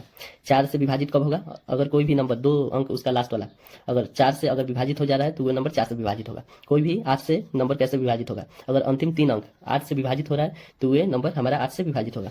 कोई भी नंबर हमारा 16 से विभाजित कब हो रहा है, अगर अंतिम 4 अंक 16 से विभाजित हो रहा है तो ये नंबर हमारा 16 से विभाजित हो रहा है। अगर कोई भी नंबर 32 से हमारा कब विभाजित होगा, अगर अंतिम 5 अंक उसका 32 से विभाजित हो रहा है तो ये नंबर हमारा 32 से विभाजित हो रहा है। यानी हम लोग क्या देख रहे हैं, ये 8 को हम लोग क्या लिख सकते हैं 2 के पावर 3, 16 को क्या लिख सकते हैं 2 के पावर 4, यानी जो 2 के पावर में है उसका अंतिम उतना ही अंक वह नंबर अगर उतना ही अंक वो नंबर से अगर डिवाइड हो जा रहा है तो वो नंबर हमारा डिवाइड हो जा रहा है। यानी अगर ये हम लोग कह सकते हैं अगर 2 के पावर n नंबर हमारा किसी से कब विभाजित होगा, अगर अंतिम उसका n अंक 2 के पावर n से अगर विभाजित हो रहा है तो वो नंबर 2 के पावर n से विभाजित होगा। अगर मान लीजिए 15 18 21 24 अगर ऐसे ही अगर हमारे AP दिया हुआ है तो इसका सार अंतर क्या होगा a2 - a1, a1 इसे कहते हैं, a2 इसे कहते हैं, तो a2 - a1 यानी 18 में से 15 घटा तो 3 आता है। पदों की संख्या हम लोग कैसे निकालते हैं, last term minus first term by common difference +1। इसका लास्ट टर्म कितना है 42, फर्स्ट टर्म कितना है 15, यानी 42 - 15, इसका कॉमन डिफरेंस यानी सार अंतर कितना है 3 + 1। 42 में से 15 घटा 27/3 + 1। अब इसे सिंप्लीफिकेशन करेंगे तो हमारा आंसर 10 आएगा। 5 की विभाजित है, यानी कोई भी नंबर 5 से कब विभाजित होगा, यदि अंतिम एक अंक 5 से अगर विभाजित हो रहा है तो ये नंबर हमारा 5 से विभाजित होगा। 25 से कोई नंबर कैसे कब विभाजित होगा, जब उसका अंतिम 2 अंक 25 से अगर विभाजित हो रहा है तो वो नंबर 25 से विभाजित हो रहा है। यानी 5 के पावर 2 है तो इसका लास्ट वाला 2 अंक अगर 25 से विभाजित हो जा रहा है तो वो नंबर 25 से विभाजित हो रहा है। यानी हम लोग कह सकते हैं 5 के पावर n कब विभाजित होगा, तो अंतिम अगर n अंक 5 के पावर n से अगर विभाजित हो जा रहा है तो वो नंबर 5 के पावर n से विभाजित होगा। 3 की विभाज्यता का नियम, संख्या के अंकों का योग 3 से विभाजित हो तो वह भी संख्या 3 से विभाजित होगी, यानी जिस नंबर का योग हमारा 3 से विभाजित हो जाएगा वो नंबर हमारा 3 से विभाजित होगा। वैसे ही 9 की विभाज्यता है, अगर संख्या के अंकों का योग 9 से अगर विभाजित हो जा रहा है तो वो नंबर भी 9 से विभाजित होगा। 11 की विभाज्यता का नियम, अगर मान लीजिए कोई भी हमें संख्या ABCDF अगर दिया है तो इसके अल्टरनेट डिजिट को जोड़ लेंगे, इसके अल्टरनेट डिजिट को जोड़ के और इससे कॉमन डिफरेंस कर लेंगे। अल्टरनेट डिजिट क्या है ACE को प्लस कर देंगे और फिर ये BDF अल्टरनेट डिजिट है इसलिए इसको भी प्लस करके और ये दोनों का डिफरेंस निकाल देंगे। तो मान लीजिए अगर इसका इसे B मानते हैं और इसे C, तो ये B और -C का जो भी डिफरेंस आएगा अगर वो नंबर 11 से भाग हो जा रहा है तो वह हमारा संख्या 11 से भाग होगा। जैसे 0 11 22 33 44 55 हमारा 11 से भाग है। 13 की विभाज्यता का नियम, 13 जो है इसके लास्ट ये जो इकाई अंक कितना है 3 प्लस 3 इंटू के प्लस ये शुरू वाला अंक कितना है 1, यानी इस पर कितना हम लोग लिखा जाए कि ये कंडीशन सेटिस्फाई हो जाएगा, यानी 4 4 3 12 12 1 13, यानी इसका ऑड फैक्टर क्या हमारा आ रहा है, ऑड फैक्टर 4 आ रहा है। अगर मान लीजिए कोई भी अगर नंबर दिया है तो वो नंबर हमारा 13 से विभाजित है या नहीं, कैसे चेक करेंगे, इसका ऑड फैक्टर कितना है 4, यानी लास्ट वाला टर्म में 4 से हम लोग मल्टीप्लिकेशन करते हैं तो 8 चौका 32, एक अंक के बाद उसे लिखते हैं 32 और उससे जोड़ते हैं तो 7 2 कितना होता है 9, 5 3 8, 6 का 6, 9 का 9, 3 का 3। अब यहाँ पे कितना है 9, 9 चौका कितना होता है 36। अब इसे एक अंक के बाद लिखेंगे, 8 6 कितना होता है 14, 14 के 4 हाथ पे लगा 1, 6 3 9, 9 1 10 के 0 हाथ पे लगा 1, 9 1 10 के 0 हाथ पे लगा 1, 3 1 4, 4 चौका कितना होता है 16, 6 के 6 1 के 1 और 4 का 4। अब 416 है, 416 में ये 4 में अगर हम लोग 4 से मल्टीप्लिकेशन करते हैं तो कितना आ रहा है 6 चौका 24। अब 41 में 24 को हम लोग ऐड करेंगे तो कितना आएगा 4 1 5, 4 2 6 यानी 65, 13 5 65, यानी ये नंबर हमारा 13 से विभाजित है ये नंबर। 17 की विभाज्यता का क्या नियम है, 17 है, इसका इकाई अंक कितना है 7 गुना के प्लस दहाई अंक कितना है 1 +1, यानी 7 5 7 का 7 गुना 14 +1 नहीं हो रहा है, यानी 17 गुना 34। ये अगर कोई भी नंबर अगर 34 से विभाजित है तो वो नंबर ऑफकोर्स बात है कि 17 से विभाजित होगा, इसलिए 34 पर हम लोग 7 5 35, 35 में से 1 घटा तो हमारा 34 आ जा रहा है, इसलिए इसे माइनस लिखेंगे। इसका और फैक्टर 17 का क्या होगा -5। अगर मान लीजिए ये हमें नंबर को देखना है ये 17 से विभाजित है या नहीं, तो कैसे हम लोग चेक करेंगे, तो इसका और फैक्टर क्या है -5, यानी इसे 5 से मल्टीप्लिकेशन करेंगे तो 6 5 30, इसे 30 लिख लेंगे एक अंक छोड़कर और ये माइनस है इसलिए इसे घटाएंगे। 7 में से 0 घटा तो कितना आया 7, 8 में से 3 घटा तो 5 और 5 का 5।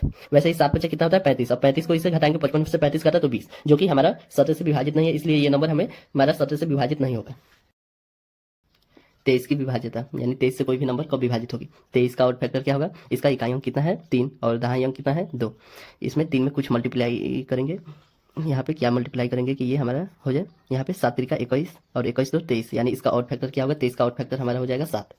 अगर मान लीजिए इस नंबर को हमको देखना है 23 से विभाजित है या नहीं, इसका ऑड फैक्टर क्या है 7, इसके इकाई अंक में 7 से हम लोग गुना करेंगे, 8 7 56। अब 56 को इसमें जोड़ेंगे, 6 और 7 कितना होता है 13, 13 के 3 हाथ में लगा 1, 5 5 10 1 11 11 1 12, 12 के 2 हाथ में लगा 1, 5 1 6, 7 तिरिका 21, 2 1 3, 6 2 8, 83 जो है ये हमें 23 से विभाजित नहीं होता है, इसलिए ये नंबर 23 से विभाजित नहीं होगा। 19 की विभाज्यता, 19 का फैक्टर हमारा क्या होगा, इसका इकाई अंक 9 है इसलिए 9, दहाई अंक 1 है इसलिए 1, और इसमें क्या मल्टीप्लाई करेंगे, 9 दूना 18, 18 1 19, यानी इसका ऑड फैक्टर क्या होगा 2 होगा। अगर इस नंबर को हमें जांच करना है कि 19 से विभाजित है या नहीं, तो कैसे जांच करेंगे, इसका ऑड फैक्टर 2 है तो इसके इकाई अंक में 2 से मल्टीप्लाई करेंगे, तो 9 दूना 18, 8 1 9, 9 का 9, 7 1 8, 5 का 5, 8 का 8, 3 के 3, 9 दूना 18, 8 8 16 के 6 हाथ में लगा 1, 5 1 6 1 7, 8 का 8, 3 के 3, 6 दूना 12, 12 के एक अंक छोड़ के अब लिखेंगे 12, 7 2 9, 8 1 9, 3 का 3, 9 दूना 18, 8 9 17 के साथ हाथ में लगा 1, 3 1 4 1 5, 57 जो है 19 से विभाजित है, इसलिए हमारा ये नंबर विभाजित होगा 19 से। 7 की विभाज्यता का नियम, 7 7 एक अंक ही है और हमें 2 अंक चाहिए, इसलिए 7 दूना 14, 14 से जो भी नंबर डिवाइड होगा वह हमारा ऑफकोर्स बात है कि 7 से डिवाइड होगा, इसलिए 14 का आउट फैक्टर क्या होगा 4 गुने के प्लस 1, 4 दूना 8, 8 में से 1 घटाएंगे तो हमारा 7 हो जा रहा है, यानी -2 भी हो सकता है और 5, 5 होगा 20, 20 1 21, 7 तिरिका 21, 5 भी हो सकता है और -2 भी हो सकता है इसका आउट फैक्टर, तो हम लोग -2 को लेकर चल रहे हैं, तो यहाँ पे 9 दूना 18 और यहाँ पे माइनस है इसलिए इसे घटाएंगे, और बाकी सब में प्लस हो रहा था इसलिए उसको जोड़ रहे थे, इसमें घटाएंगे क्योंकि माइनस है, 9 दूना 18।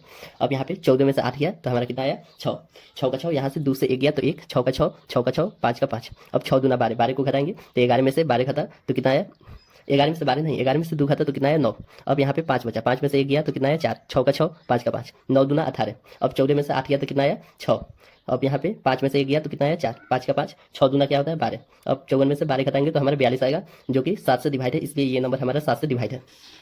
अगर इसे हम लोग शॉर्ट नोट्स में अगर देखें तो हमारा रूल 1 और रूल 2 में इसे बातें हैं on the basis of odd factor. Odd factor अगर हम लोग को ये करने में दिक्कत हो रहा है तो इसे हम लोग याद भी कर सकते हैं। 7 का हमारा ऑड फैक्टर क्या है -2, 13 का 4, 17 का -5, 19 के 2, 23 के 7।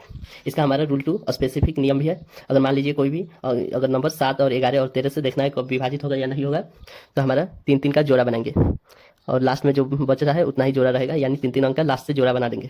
तो यहाँ पे जो शुरू में बच रहा है इसका अल्टरनेट डिजिट को हम लोग लेंगे और इसे जोड़ लेंगे, यानी ए बी बच रहा है AB प्लस FGH बच रहा है FGH को जोड़ लेंगे और फिर इसका अल्टरनेट डिजिट लेंगे CDE के साथ जोड़ लेंगे IJK, और इन दोनों को जोड़ने पर इसका जो भी डिफरेंस आएगा, अगर वो नंबर 7 11 13 से अगर विभाजित हो रहा है तो वो नंबर हमारा 7 11 13 से विभाजित होगा। अगर कोई भी x अंक अगर 2 बार लिखा गया है x तो वो हमारा 11 गुने x के बराबर होता है, यानी 11 से वो डिवाइड होगा। अगर कोई भी अंक xy है, xy अगर 2 बार लिखा गया है तो 101 गुने xy होगा, यानी 101 से डिवाइड होगा। अगर xyz है, xyz 2 बार लिखा गया है तो 1001 से गुने xyz, यानी 1001 से वो डिवाइड होगा वो नंबर। अगर कोई भी नंबर है xyz तो xyzw, तो xyzw ये हमारा कितना 10,001 से गुने xyzw होगा, तो ये हमारा 10,001 से भाग होगा। 1001 को हम लोग 7 गुने 11 गुने 13 भी लिख सकते हैं, और 10,101 को हम लोग 3 गुने 7 गुने 3 गुने 7 गुने 13 गुने 37 भी लिख सकते हैं। अगर मान लीजिए कोई भी x अंक अगर 3 बार रिपीट होता है तो 111 गुने x भी लिख सकते हैं, यानी वो नंबर 111 से डिवाइड होगा। अगर xy अगर 3 बार लिखा गया है तो वो नंबर हमारा 10,101 गुने xy के बराबर होगा, यानी 10,101 से वो भाग होगा। अगर xyz अगर 3 बार लिखा गया है तो वो हमारा नंबर 100 गुने xyz के बराबर होगा, यानी इस नंबर से वो डिवाइड होगा। नोट में हमारा क्या है, if a number repeating 6 times such as that, अगर कोई भी नंबर हमारा 6 बार रिपीट होता है then it will also be divide by. अगर कोई भी नंबर हमारा 6 बार रिपीट होता है तो वो नंबर 3 से 7 से 11 से 13 से 37 से 1001 से डिवाइड होगा, और ये नंबर इससे डिवाइड होगा, यानी ऑफकोर्स बात है कि इन दोनों ये इनका मल्टीप्लिकेशन भी से भी डिवाइड होगा, यानी इनके गुना से भी डिवाइड होगा। जैसे 7 तिरिका 21 से भी डिवाइड होगा, 7 गुने 11 77 से भी होगा, 7 गुने अगर 13 करते हैं तो 91 इससे भी डिवाइड होगा, अगर 13 तिरिका 39 करते हैं 39 से भी डिवाइड होगा, यानी इनके मल्टीप्लिकेशन से भी डिवाइड होगा। अगर मान लीजिए 6 से अगर कब डिवाइड होगा, 12 से कब होगा, 24 से कब होगा, 10 से कब होगा, 108 से कब होगा। इनका दो एक ऐसा फैक्टर लेना है जिनमें कुछ भी कॉमन नहीं आए। जैसे 2 3 है तो 2 3 में हमारा कुछ भी कॉमन नहीं आ रहा है, 12 है तो 3 और 4 में कुछ भी कॉमन नहीं आ रहा है, 24 है 3 और 8 में कुछ भी कॉमन नहीं आ रहा है, 10 है 2 और 5 में कुछ भी कॉमन नहीं आ रहा है, 108 है 4 और 27 में कुछ भी कॉमन नहीं आ रहा है। यानी ये नंबर से कब भाग होगा, जब वो नंबर 2 और 3 से भाग हो जाए। 12 से कब भाग होगा, जब वो नंबर 3 और 4 से भाग हो जाए। 24 से कब भाग होगा, जब वो नंबर 3 और 8 से भाग हो जाए। 10 से कब भाग होगा, जब वो नंबर 2 से और 5 से भाग हो जाए। 108 से कब भाग होगा, जब वो नंबर 4 से और 27 से भाग हो जाए। सीरीज या प्रोग्रेशन, हिंदी में इसे श्रेणी। ये टोटल 3 प्रकार के होते हैं, arithmetic progression, harmonic progression, geometrical progression. Arithmetic progression यानी समानांतर श्रेणी, जिसका समानांतर हो उसे समानांतर श्रेणी कहते हैं। जैसे 5, 8, 11, 14, 17 में समान समान अंतर है। इसमें 8 में से 5 गया तो कितना 3, 11 में से 8 गया तो 3, यानी इसका समान अंतर है, यानी समानांतर श्रेणी है। हार्मोनिक प्रोग्रेशन यानी हरात्मक श्रेणी, ये हमेशा फ्रैक्शन के रूप में होता है। इसे अगर पलटते हैं, अगर ये हमारा एपी बन जाता है तो इसे हम हरात्मक श्रेणी कहते हैं। जैसे 1/2 और 1/5, 1/8 है, इसे हम लोग पलटते हैं तो 2, 5, 8 बन रहा है, और 5 में से 2 गया तो 3, 8 में से 5 गया तो 3, यानी इसका समान अंतर है, यानी ये एपी है। इसलिए इसे पलटते हैं तो ये हमारा हरात्मक श्रेणी है। यानी मेरा कहने का मतलब ये है कि 1/, अगर एचपी रहता है तो ये अगर एपी के बराबर होता है तो ये हरात्मक श्रेणी है। जीपी यानी जियोमेट्रिकल प्रोग्रेशन यानी गुणोत्तर श्रेणी। 3, 9, 27, 81, 243, ये इसका सेम रेशियो होना चाहिए, यानी समान अनुपात होना चाहिए। जैसे 3 3 9, 9 3 27, 27 3 81, 81 3 243, यानी इसमें समान रेशियो होना चाहिए, यानी समान अनुपात होना चाहिए। अब हम लोग देखते हैं एपी। जैसे कि मान लीजिए ये हमारा एपी है, इसका इस वाला शुरू वाला को हम लोग A1 कहते हैं, उसके बाद वाला को A2, उसके बाद वाला को A3। कॉमन डिफरेंस यानी साल अंतर, इसे हम लोग D से सूचित करते हैं। साल अंतर कैसे निकाला जाता है? A2 minus A1। A2 कौन है? 15, A1 क्या है? 12, यानी 15 में से 12 गया तो हमारा क्या आएगा? 3। नंबर ऑफ टर्म्स यानी पदों की संख्या कैसे निकालते हैं? Last term minus first term बटा कॉमन डिफरेंस प्लस 1। Tn पद निकालना है तो A1 plus n-1 into D formula पर हम लोग बैठा कर निकाल सकते हैं। मान लीजिए अगर T10 अगर पद निकालना है तो A1 यानी 12, n-1 यानी 10 में से 1 किया तो कितना 9 इंटू डी, इसका साल अंतर कितना है? 3, यानी 3, 9 3 27, 27 और 12 39। अगर n पदों का हम लोग सम निकालते हैं तो n/2 into 2a plus n-1 into D formula पर हम लोग बैठा कर निकाल सकते हैं। इससे हम लोग 2a को a plus n-1 into D भी लिख सकते हैं, n/2 यहाँ पे है, ऐसा भी इसे लिख सकते हैं। यानी कहने का मतलब क्या है? a माने फर्स्ट टर्म, n/2 को n/2 फर्स्ट टर्म a मतलब, और a प्लस n-1 इंटू जो डी है ये हमारा लास्ट टर्म Tn के बराबर है, इसलिए first term plus last term into n/2 भी हम लोग इसे लिख सकते हैं। अगर मान लीजिए हमें नंबर ऑफ टर्म और निकालना है, अगर 3 टर्म हमें निकालना है तो बीच वाला टर्म a रहेगा, इधर बगल वाला टर्म a माइनस डी, और इधर वाला टर्म a प्लस डी। कैसे? क्योंकि यहाँ पे हमारा कितना अंतर है? a, और यहाँ पे a प्लस डी में से अगर a घटाते हैं तो हमारा क्या अंतर आ रहा है? d, और यहाँ पे a2 माइनस a1 करते हैं तो a minus a plus D हो जा रहा है, तो a माइनस a कर जा रहा है, यानी डी अंतर आ रहा है, यानी ये हमारा एक एपी है। अगर वैसे ही मान लीजिए हमें फर्स्ट टर्म का निकालना है तो a हो गया a plus D, a plus 2d, a minus D, a minus 2d। इसका सबका बीच का डिफरेंस कितना है? हमारा dd है, क्योंकि a2 माइनस a1 होता है तो a प्लस डी में से a घटाएंगे तो a से a कट जाएगा, बचा d। वैसे ही अगर मान लीजिए इसमें से इसे घटाते हैं तो a2 माइनस a1 यानी a माइनस डी से हमें a प्लस हो जाएगा 2d, a से a कट जाएगा, और माइनस डी है प्लस 2d, यहाँ पे डिफरेंस d, यानी इनका डिफरेंस d आ रहा है। अगर वैसे ही हमें 7 टर्म का निकालना है तो a रहेगा a minus D, a plus D, a minus 2d, a plus 2d, a minus 3d, a plus 3d, इनका भी बीच का डिफरेंस हमारा dd आएगा।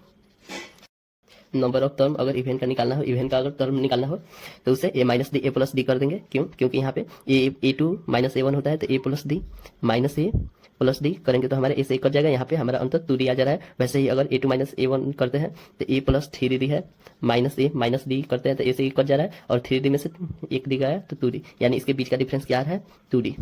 वैसे ही अगर मान लीजिए हमें 6 टर्म का करना है तो a minus D, a plus D, यहाँ पे हमारा 2d आ जाएगा, और यहाँ पर भी हमारा सबका अंतर हमारा 2d आएगा। कैसे? जैसे अगर मान लीजिए यहाँ पे हम लोग देखते हैं तो a2 minus a1, a minus 3d minus a1 minus a, ये माइनस में इसलिए प्लस 5d, इसे कैंसिल, 5d में से 3d गया तो क्या? 2d, यानी इसका भी अंतर 2d है। अगर कोई भी अगर नंबर a है, a प्लस डी और a प्लस 2d है तो ये जो बीच वाला का जो डबल होता है first term plus last term third term के बराबर होता है। कोई भी अगर मीटर टर्म जो होता है उसके दुगुना होता है first term plus third term. कैसे? ये हमारा a, इसमें अगर जोड़ते हैं a तो ये क्या हो जा रहा है? 2a प्लस 2d, इसमें से 2 कॉमन लेते हैं तो क्या हो जा रहा है? a प्लस डी, यानी a प्लस डी यहाँ पे है बीच वाला टर्म, यानी इसके दुगुना है, यानी दुगुना होता है मिडल टर्म के first term plus third term. ये जो हमारा है T10 plus 5, T8 plus T7, T6 plus T9, ये हमारा आपस में बराबर है। कैसे? T10 को हम लोग कैसे लिख सकते हैं? a प्लस 9d, और T5 को कैसे लिख सकते हैं? a plus 4d। तो ये हमारा कितना आ गया? 2a प्लस 9 4 कितना होता है? 9 4 हमारा 13d। इसे हम लोग ऐसे भी कर सकते हैं, यहाँ पे 2 है इसलिए 2a हो गया, और 10 5 15 होता है, इसमें से 2 घटा देते हैं 13d। वैसे ही इसका 2a और 8 7 कितना होता है? 15, 15 में से 2 घटाएंगे तो 13d, और यहाँ पे 2a, और यहाँ पे 9 6 कितना होता है? 15, 15 में से 2 घटाएंगे तो 13d। जीपी जैसे कि 5 10 20 40 80 है, ये एक जीपी है। 5 दूना 10, 10 दूना 20, 20 दूना 40, 40 दूना 80।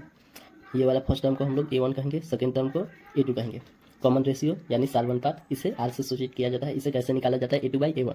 A2 का मान कितना है 10, A1 का मान कितना है 5, यानी 10/5 यानी 2। अगर हमें Tn पद अगर निकालना है, n पद अगर निकालना है, तो a इंटू आर के पावर n-1 फार्मूला पर हम लोग बैठाएंगे। जैसे कि मान लीजिए अगर हम लोग को 10वां पद निकालना है तो हम लोग कैसे करेंगे? a1 इंटू आर के पावर n-1 फार्मूला पर बैठाएंगे। जैसे कि a1 का मान कितना है 5 और r का मान कितना है 2 और n-1 यानी 10 में से 1 घटाएंगे तो 9। 5 गुने 2 के पावर 9 का मान कितना होता है 512। इसे मल्टीप्लाई करेंगे तो 2560 आएगा। n टर्म्स का योग के लिए फॉर्मूला क्या है? a इंटू आर के पावर n-1 बटा r-1 यदि r बड़ा है 1 से। n पदों का योग a इंटू 1 - r के पावर n बटा 1 - r यदि r छोटा है 1 से। एपी में हम लोग क्या देखते थे? जी बीच वाला जो टर्म था वो हमें दुगुना होता था फर्स्ट वाला प्लस लास्ट वाला टर्म के।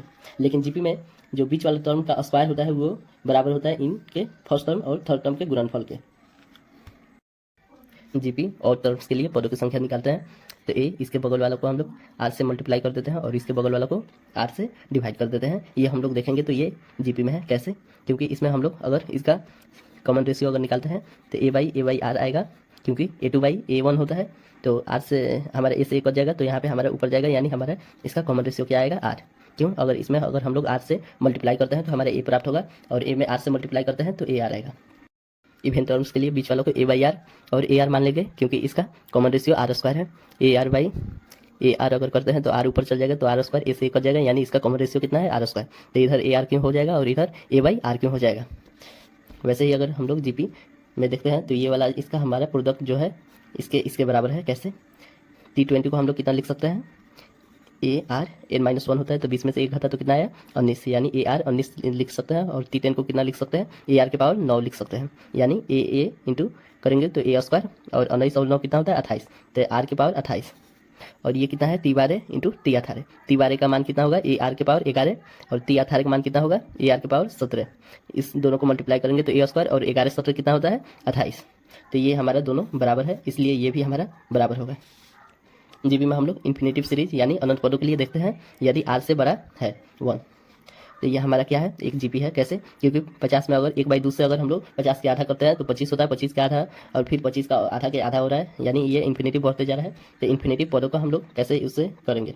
तो a1 इसका कितना है? 50। इसका रेशियो क्या आएगा? कॉमन रेशियो 25/50 यानी 1/2 आएगा। हम लोग देख रहे हैं r से छोटा हो अगर 1। सम ऑफ इन्फिनेटिव पद का क्या होगा फॉर्मूला? a/1 - r। ये कितना है? 50। 50/1 - r का मान कितना है? 1/2, यानी इसे सॉल्व करेंगे तो 2 में से 1 घटा तो 1, यानी ये ऊपर जाएगा, यानी 50 दूना 100 आएगा। अब हम लोग क्या पढ़ेंगे? मीन्स यानी औसत। अगर ये इसमें हम लोग देखेंगे arithmetic means, geometric means, harmonic means. Arithmetic means यानी समांतर माध्य, जियोमेट्रिक मीन्स यानी गुणोत्तर माध्य और हरात्मक माध्य।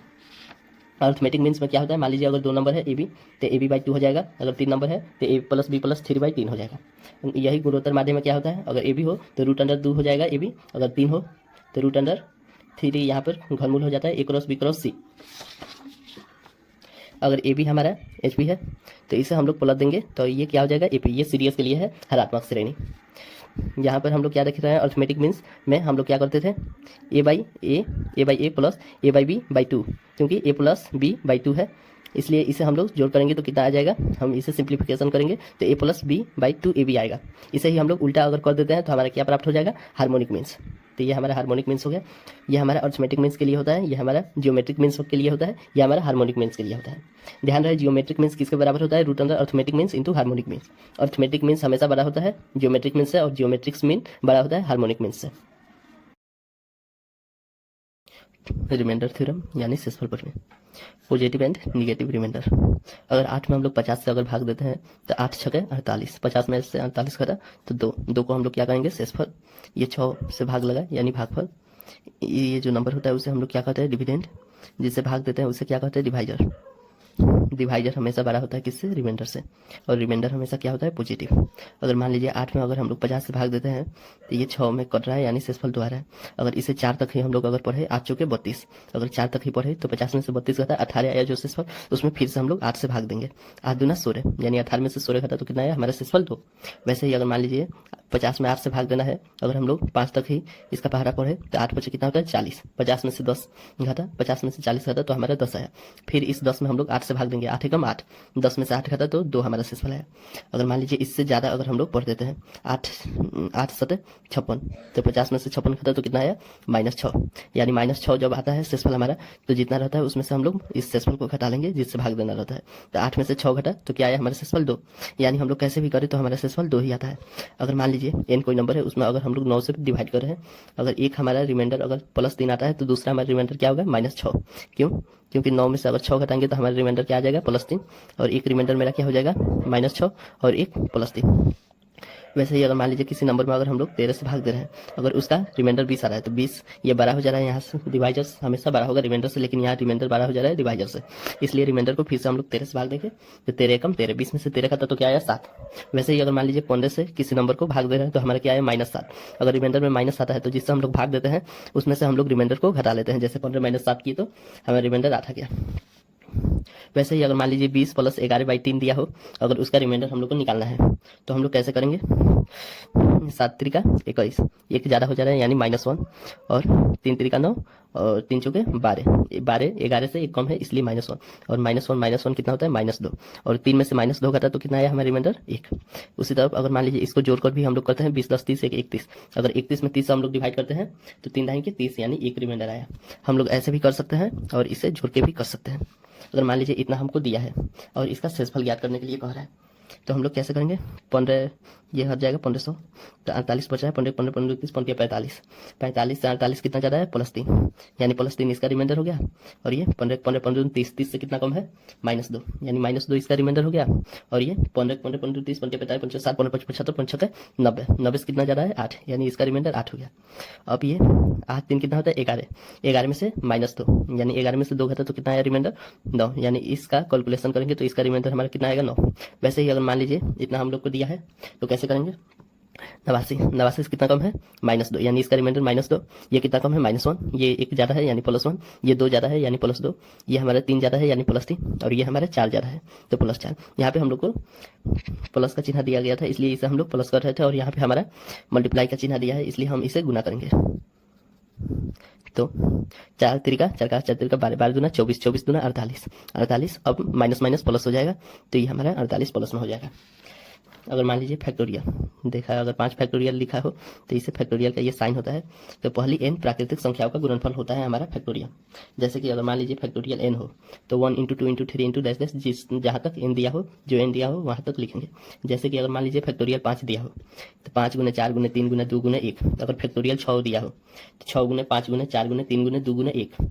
इसे हम लोग 6 × फैक्टोरियल 5 का इतना वैल्यू है इसलिए 6 × फैक्टोरियल 5 भी लिख सकते हैं। अगर मान लीजिए फैक्टोरियल 1 से लेके 1000 तक योग पूछ रहा हो तो कैसे करेंगे, उसे 12 से भाग देना है। तो ये 0 मान लेते हैं, तो 12 में 0 से भाग देंगे तो 1 ज़्यादा हो जा रहा है।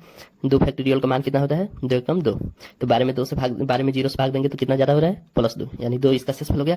और 3 फैक्टोरियल का कितना मान होता है 3 दूना 6, 6 में 12 से भाग देंगे तो क्या हो जाएगा हमारा कि 6 ज़्यादा हो रहा है यानी +6, और एक हमारा -6, इन दोनों में से हम लोग कोई भी लिख लेंगे +6। अब यहाँ पे 4 फैक्टोरियल का मान कितना होता है 4 का 4 का 12, 12 दूना 24, और 24 में हम लोग 12 से भाग देंगे तो 12 दूना 24 यानी कट जाएगा, यानी शेषफल 0। वैसे ही अगर मान लीजिए हम लोग आगे किसी भी फैक्टोरियल को करेंगे तो उसका शेषफल 0 आएगा, क्यों, क्योंकि 4 से ये हमेशा कट जाएगा। तो यहाँ तक ही हम लोग जोड़ लेंगे तो ये सारे हमारे फैक्टोरियल का मान निकल जाएगा। 6 2 8, 8 1 9, यानी 1 से लेके 1000 तक अगर हम लोग जोड़ते हैं उसके फैक्टोरियल को तो हमारा शेषफल जो है वो 9 प्राप्त होता है। कैंसिलेशन रिमाइंडर थ्योरम, अगर मान लीजिए 35/14 दिया हो तो इसे हम लोग कैंसिल भी कर सकते हैं। 7 दूना 14 और 7 5 35, किससे हम लोग कैंसिल किए 7 से, तो हमारा 5/2 आया। तो 5/2, 2 दूना 4, 1 ज़्यादा हो रहा है इसलिए इसका शेषफल 1। और किससे हम लोग कैंसिल किए थे 7 से, तो उससे हम लोग मल्टीप्लाई कर देंगे, वो हमारा शेषफल होगा, यानी 7 एकम 7। अगर मान लीजिए यह शेषफल ज्ञात करना है, ये हमारा क्वेश्चन है यहाँ पे, तो इसे हम लोग कैंसिल भी कर सकते हैं। 6 में 11, 11 छक्के 66 और 13 छक्के 78। तो अब हम लोग यहाँ पर शेषफल ज्ञात करेंगे। 11 8 88, 1 ज़्यादा हो रहा है यानी शेषफल 1, और 11 दाएं के 110, 110 से कितना ज़्यादा है 3, यानी 3 शेषफल, और 13 11 से कितना ज़्यादा है 2, और 101 है तो 11 9 99, 99 और 2 101, यानी यहाँ पे शेषफल 2। अब यहाँ पे हमारा मल्टीप्लाई का चिन्ह है इसलिए 3 एकम 3, 3 दूना 6, 6 दूना 12, 12 में फिर से 11 से भाग देंगे, क्योंकि इससे बड़ा है 12, तो 12 में 11 से भाग देंगे तो कितना शेषफल आएगा 1, और 1 में हम लोग 6 से गुना करेंगे क्योंकि यहाँ पे हम लोग 6 से कैंसिल किए थे, तो 6 एकम 6, यानी इसका हमारा शेषफल कितना आएगा 6। अगर मान लीजिए किसी नंबर को हम लोग 100 से डिवाइड करते हैं तो हमारा लास्ट का 2 डिजिट प्राप्त हो जाता है। जब भी हम लोग 10 रिमाइंडर लास्ट 1 डिजिट, यानी जब भी हम लोग 10 से भाग देते हैं तो हमारा रिमाइंडर क्या आता है, लास्ट का 1 डिजिट। अगर 100 से हम लोग भाग देते हैं तो हमारा रिमाइंडर क्या आता है, लास्ट का 2 डिजिट। अगर 1000 से भाग देते हैं तो हमारा रिमाइंडर क्या आता है, लास्ट के 3 डिजिट। अगर मान लीजिए निम्न व्यंजक के अंतिम 2 अंक बतावे, अगर क्वेश्चन है हमारा, तो यहाँ पे हमारा क्वेश्चन ये है, तो इसका हमें अंतिम अंक बताना है। अंतिम 2 अंक बताने के लिए हम लोग उसे 100 से भाग देंगे। ये हमारा 20 हो जाएगा, इस ये 20 2100 हो जाएगा। 2100 से कितना कम है, -1। 100 से कितना ज़्यादा है, 7। और ये 100 से कितना कम है, -2। और ये 900 हो जाएगा, यहाँ पे 1 ज़्यादा हो रहा है। और ये 200 हो जाएगा, 3 ज़्यादा हो रहा है। यानी कितना हो गया, ये मल्टीप्लाई का चिन्ह है, तो 7 एकम 7, 7 दूना 14, 14 तिरिका 42, माइनस माइनस प्लस, यानी 42 हमारा इसका रिमाइंडर आ गया। अगर क्वेश्चन हमारा ये रहा, निम्न व्यंजक के अंतिम 2 अंक बताएं, यानी इसके अंतिम 2 अंक बताने के लिए हम लोग इसे 100 से भाग देंगे। तो 100 से भाग देंगे, यहाँ पे हमारा कैंसिल भी हो रहा है। 5 में से अगर भाग देंगे तो 20 बचे 100 और 13 बचे 65, यानी ये कट गया 13 मार्च में और ये 20 मार्च में। अब यहाँ पर भी हमारा कैंसिल हो रहा है। 4 बचे 20 और 24 चौका 96। अब यहाँ पे हम लोग 5 से भाग देंगे, तो 5 दूना 10, 5 तिरिका 15, यानी -2। और ये हमारा 5 दही के 50, 50 50 100, यानी 100 से कितना कम है, -1। और ये कितना ज़्यादा है, 105 से, 105 से कितना कम है, -2, यानी यहाँ शेषफल -2। और ये 30, 30 से ज़्यादा है 1। 90 से कितना ज़्यादा है, 1। 70 से कितना ज़्यादा है, 1। 7 से कितना कम है, -1। और ये 24 है, तो 25, 25 से कितना कम है, -1। यानी इसे हम लोग मल्टीप्लाई करेंगे, 2 दूना 4, 4 है, तो यहाँ पर हमारा 4 आएगा। Minus minus plus, minus minus plus और माइनस का माइनस, यानी इसका शेषफल हमारा -4 आ रहा है।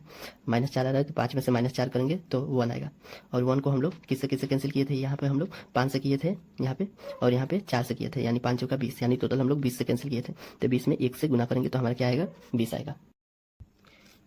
इसको हम लोग याद कर लेंगे, सिंपल रिमाइंडर थ्योरम। अगर मान लीजिए 6 के पावर 4/7 अगर दिया हो हमारा क्वेश्चन, तो कैसे इसे सोल्व करेंगे। 7 से कितना कम है, -1। अब -1 के पावर 4, यानी इवन है माइनस के, तो यह क्या हो जाएगा, प्लस। अगर 6/7, तो ये हमारा कितना है, -1 इसका शेषफल है। तो -1 के पावर अगर ऑड होगा तो हमारा क्या आ जाएगा, ऑड ही माइनस आ जाएगा। तो 7 में से माइनस घटाएंगे तो क्या आएगा, 6, यानी इसका शेषफल 6 आएगा। अगर मान लीजिए 2/7 हो, 2 के पावर 7 है, तो इसे कैसे करेंगे, 2 के पावर 3 हमारा कितना होता है, 8 होता है, यानी 7 से 1 ज़्यादा है, तो 2 के पावर 3 करेंगे तो 3 दूना 6, 60 के बराबर हो जाएगा। तो 8/7, 8 के पावर कितना है, 20। तो ये 7 से भाग देंगे तो कितना हमारा शेषफल आएगा, +1। +1 के पावर 20 करेंगे तो हमारा +1 ही आएगा। अगर 3/80 अगर हमारा दिया है तो इसे कैसे हम लोग सोल्व करेंगे। तो 3/80 को हम लोग क्या लिख सकते हैं, 3 के पावर 4 के पावर 20। क्यों, क्योंकि 3 के पावर 4 हमारा 81 होता है, जो कि 80 से 1 बड़ा होगा, तो 1 बड़ा होगा, तो इसका 20 पावर अगर होगा तो हमारा शेषफल क्या आएगा, 1 ही आएगा। अगर मान लीजिए अगर 7 के पावर 400/400 अगर दिया हो, तो 7 के पावर 4 के पावर 100 करेंगे। क्यों, क्योंकि 7 के पावर 4 हमारा कितना हो जाता है, 2401, और 2401 हमारा 400 से डिवाइड होगा, जैसे कि 6 चौका 24 होता है, तो 24 और 0 0 हो जाएगा, और यहाँ पे 1 ज़्यादा हो रहा है, यानी इसका शेषफल 1 हो जाएगा। और 1 का हम लोग पावर कुछ भी करेंगे तो हमारा +1 ही आएगा। अगर यहाँ पे हमारा 2 के पावर अगर 64 दिया है, तो अगर 17 है, तो इसे कैसे सोल्व करेंगे। 2 के पावर 4 हमारा कितना होता है, 16। 17 से कितना कम है, 1, यानी -1 के पावर अगर इवन करेंगे तो हमारा रिजल्ट पॉजिटिव आएगा। अगर 2 के पावर 65/17 दिया हो, तो 2 के पावर 1 गुने 2 के पावर 64 भी इसे लिख सकते हैं। 2 गुने 2 के पावर 4 लिखेंगे तो हमारा 17 से 1 छोटा हो जाएगा, इसलिए 2 के पावर 4 गुने के पावर 16 रहेगा, 16 चौका हमारा हो जाएगा 64। तो इसे हम लोग ऐसे लिख सकते हैं। और यहाँ पे 2 गुने 2 के पावर 4 था, तो 2 के पावर 4 का मान कितना होता है, 16। 16 के पावर 16 हो जाएगा। यहाँ पे 17 में 16 से भाग देंगे तो कितना शेषफल आएगा, -1। और -1 के पावर हम लोग कुछ भी अगर इवन करते हैं तो हमारा पॉजिटिव रिजल्ट आता है, यानी 2 में 1 से गुना करेंगे तो हमारा इसका शेषफल क्या आ जाएगा, 2। अगर मान लीजिए 2 के पावर अगर 96/96 से अगर हम लोग को भाग देना होगा तो इसका शेषफल कितना आएगा। और इस 96 को हम लोग क्या याद लिख सकते हैं, 2 के पावर 5 गुने 3, क्योंकि 2 के पावर 5 का मान कितना होता है, 32। 32 3 का 96। अब इसे हम लोग कैसे लिख सकते हैं, यहाँ पे 2 के पावर 96 है, 2 के पावर 5 गुने 2 के पावर 91, क्योंकि 2 के पावर 91 और 5 कितना होता है, 96। तो 2 के पावर 5 से 2 के पावर 5 कट जाएगा, तो ये हमारा कितना आ जाएगा, 2/3। 2 के पावर हमारा 91 है, तो 91 आ जाएगा। अब 2 में 3 से भाग देंगे तो हमारा शेषफल -1। -1 के पावर अगर विषम करते हैं तो हमारा रिजल्ट निगेटिव आता है। तो 3 में से -1 को घटाएंगे तो हमारा क्या आएगा, 2। अब 2 में इस 32 हम लोग काटे थे यहाँ पे, 2 के पावर 5 से 32, तो 32 से गुना कर लेंगे, यानी 32 दूना 64। इसका हमारा शेषफल क्या आएगा, 64।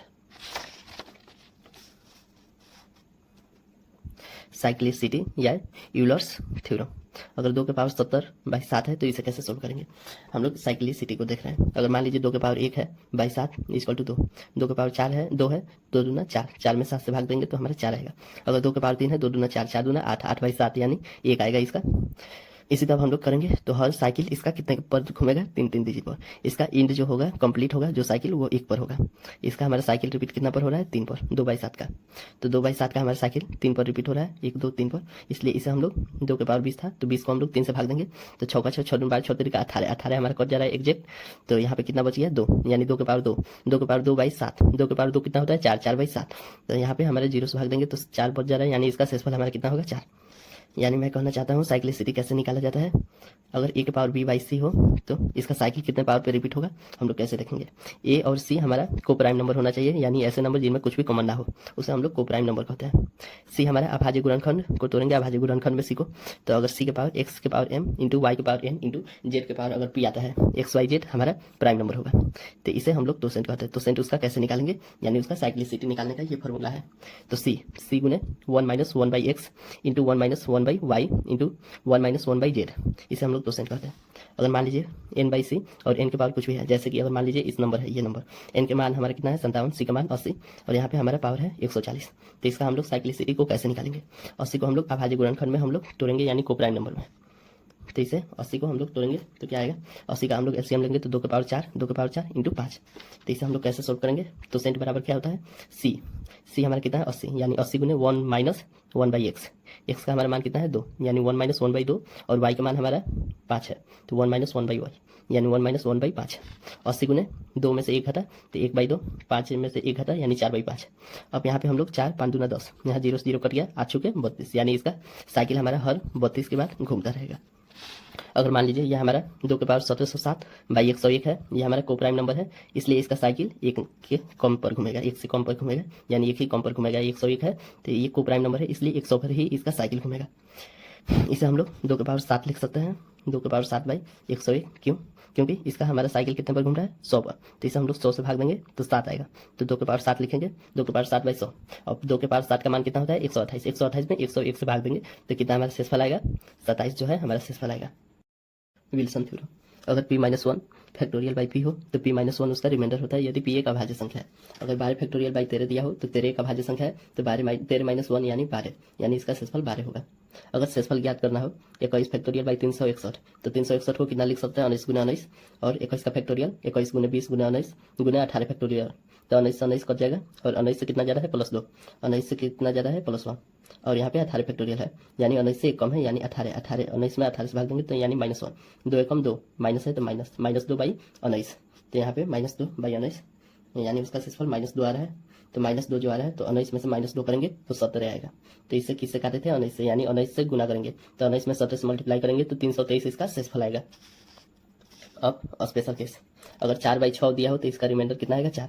जैसे कि अगर मान लीजिए 4 के पावर 1/6 दिया हो तो 4 आएगा, 4 के पावर 2 कितना होता है 16, और 16 में 4 से 6 से भाग देंगे तो कितना आएगा 6 का 6, 6 12, 6 3 का 18, यानी -2, 6 में से -2 घटाएंगे तो 4, यानी इसका 4 आ रहा है। अगर 4 के पावर 3 64 होता है, 14 के 60, कितना ज़्यादा हो रहा है 4, यानी 4 के पावर कुछ भी हम लोग करते हैं तो उसका शेषफल 4 आता है। जैसे कि यहाँ पे 4 के पावर कुछ भी है तो इसका शेषफल हमारा क्या आएगा 4 आएगा।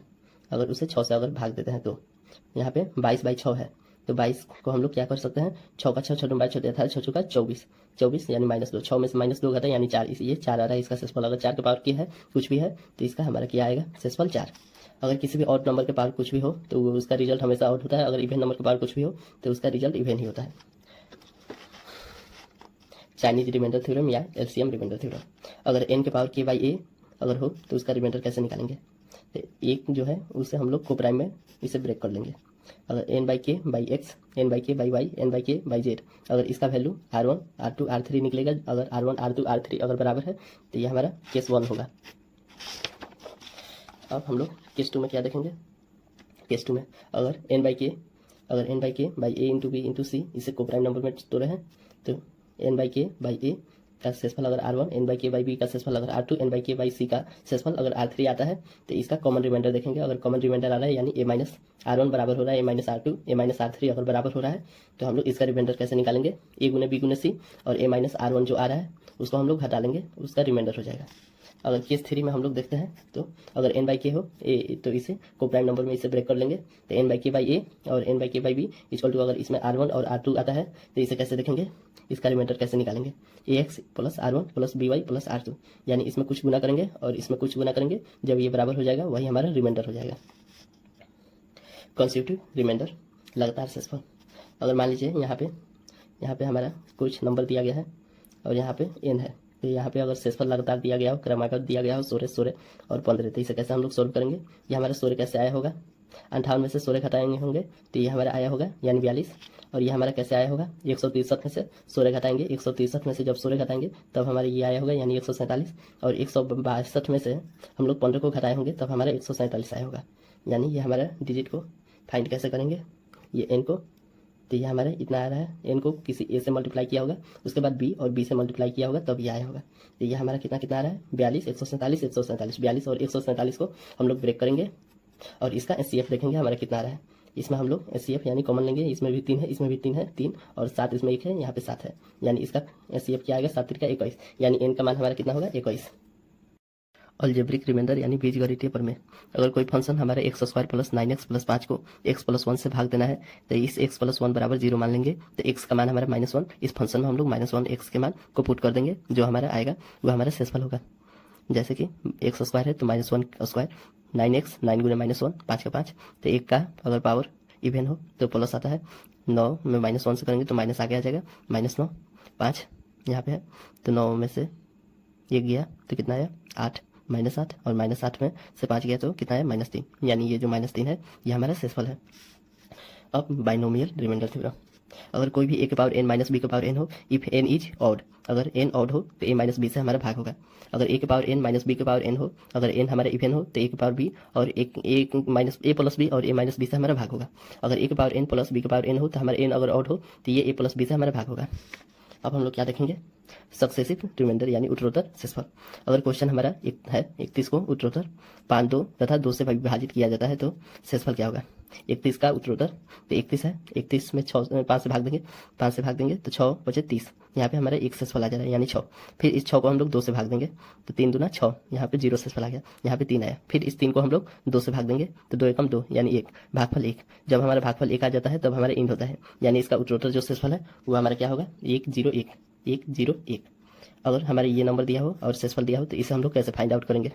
यहाँ पे हमारा लास्ट में 1 होगा तो 2 एकम 2 2 1 3, 2 3 6 6 0 6, 5 6 30 30 1 31, यानी ये नंबर हमारा 31 होगा। अगर संख्या हमारा दिया हो तो उसे, अगर हमारा संख्या जो है वो किसके बराबर होगा, भाजक गुने भागफल प्लस शेषफल। अगर कोई नंबर n1 है उसे d से अगर भाग दे रहे हैं, कोई नंबर n2 है उसे d से भाग दे रहे हैं, तो ये n1 प्लस n2 d से जो भाग दे रहे हैं वो हमारा r1, अगर इसका रिमाइंडर आ रहा है इसका रिमाइंडर r3, तो हमारा जो d है ये डिवाइजर किसके बराबर होगा, r1 plus r2 minus r3 के बराबर होगा।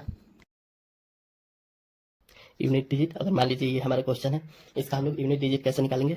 7 तरीका 21 का 1 में 7 से गुना करेंगे तो 7, 7 9 63 के 3, 3 5 15, 15 के 5, 5 9 45 के 5, 5 एकम 5, 5 दूना 10, यानी इसका यूनिट डिजिट 0 होगा। हम लोग इसे ऐसे भी देख सकते हैं, अगर 5 है तो 5 में हम लोग किसी भी सम संख्या से अगर मल्टीप्लाई करते हैं तो हमारा उसका यूनिट डिजिट जो होता है 0 आता है। अगर कोई भी 5 हो उसके आखिरी में, और उसके आखिरी में अगर कोई भी सम संख्या हो उससे हम लोग गुना करेंगे तो हमारा यूनिट डिजिट जो है वो 0 आएगा। अगर किसी भी संख्या की यूनिट डिजिट अगर 5 है उससे हम लोग विषम संख्या से अगर गुना करते हैं तो हमारा यूनिट डिजिट जो है वो 5 आएगा। अगर मान लीजिए ये हमारा क्वेश्चन है और बीच में प्लस का चिन्ह है तो इसे कैसे सोल्व करेंगे, इसका यूनिट डिजिट कैसे फाइंड करेंगे। 9 5 कितना होता है, 14 के 4, 4 4 8, 8 1 9, 9 7 16 के 6, 6 2 8, 8 4 12, यानी इसका यूनिट डिजिट जो है हमारा 2 है। Sum of n natural number, तो हमारा कैसे इसका फॉर्मूला कैसे सेट होगा, n into n plus 1 divide by 2। Sum of square of n natural number, यानी लगातार प्राकृतिक संख्याओं का स्क्वायर हमारा, उसका योग कैसे निकालेंगे, n into n plus 1 into 2n plus 1 by 6। अगर लगातार क्यों हो हमारा प्राकृतिक संख्या तो उसे कैसे, उसका कैसे योग निकालेंगे, n into n plus 1 divide by 2 और इसका स्क्वायर हम लोग कर देंगे। अगर मान लीजिए 4 हो किसी नंबर का यूनिट डिजिट, तो हमारा जो पावर होता है अगर ऑड हो तो उसका यूनिट डिजिट 4 ही हो जाता है, अगर इवन हो तो 6 हो जाता है।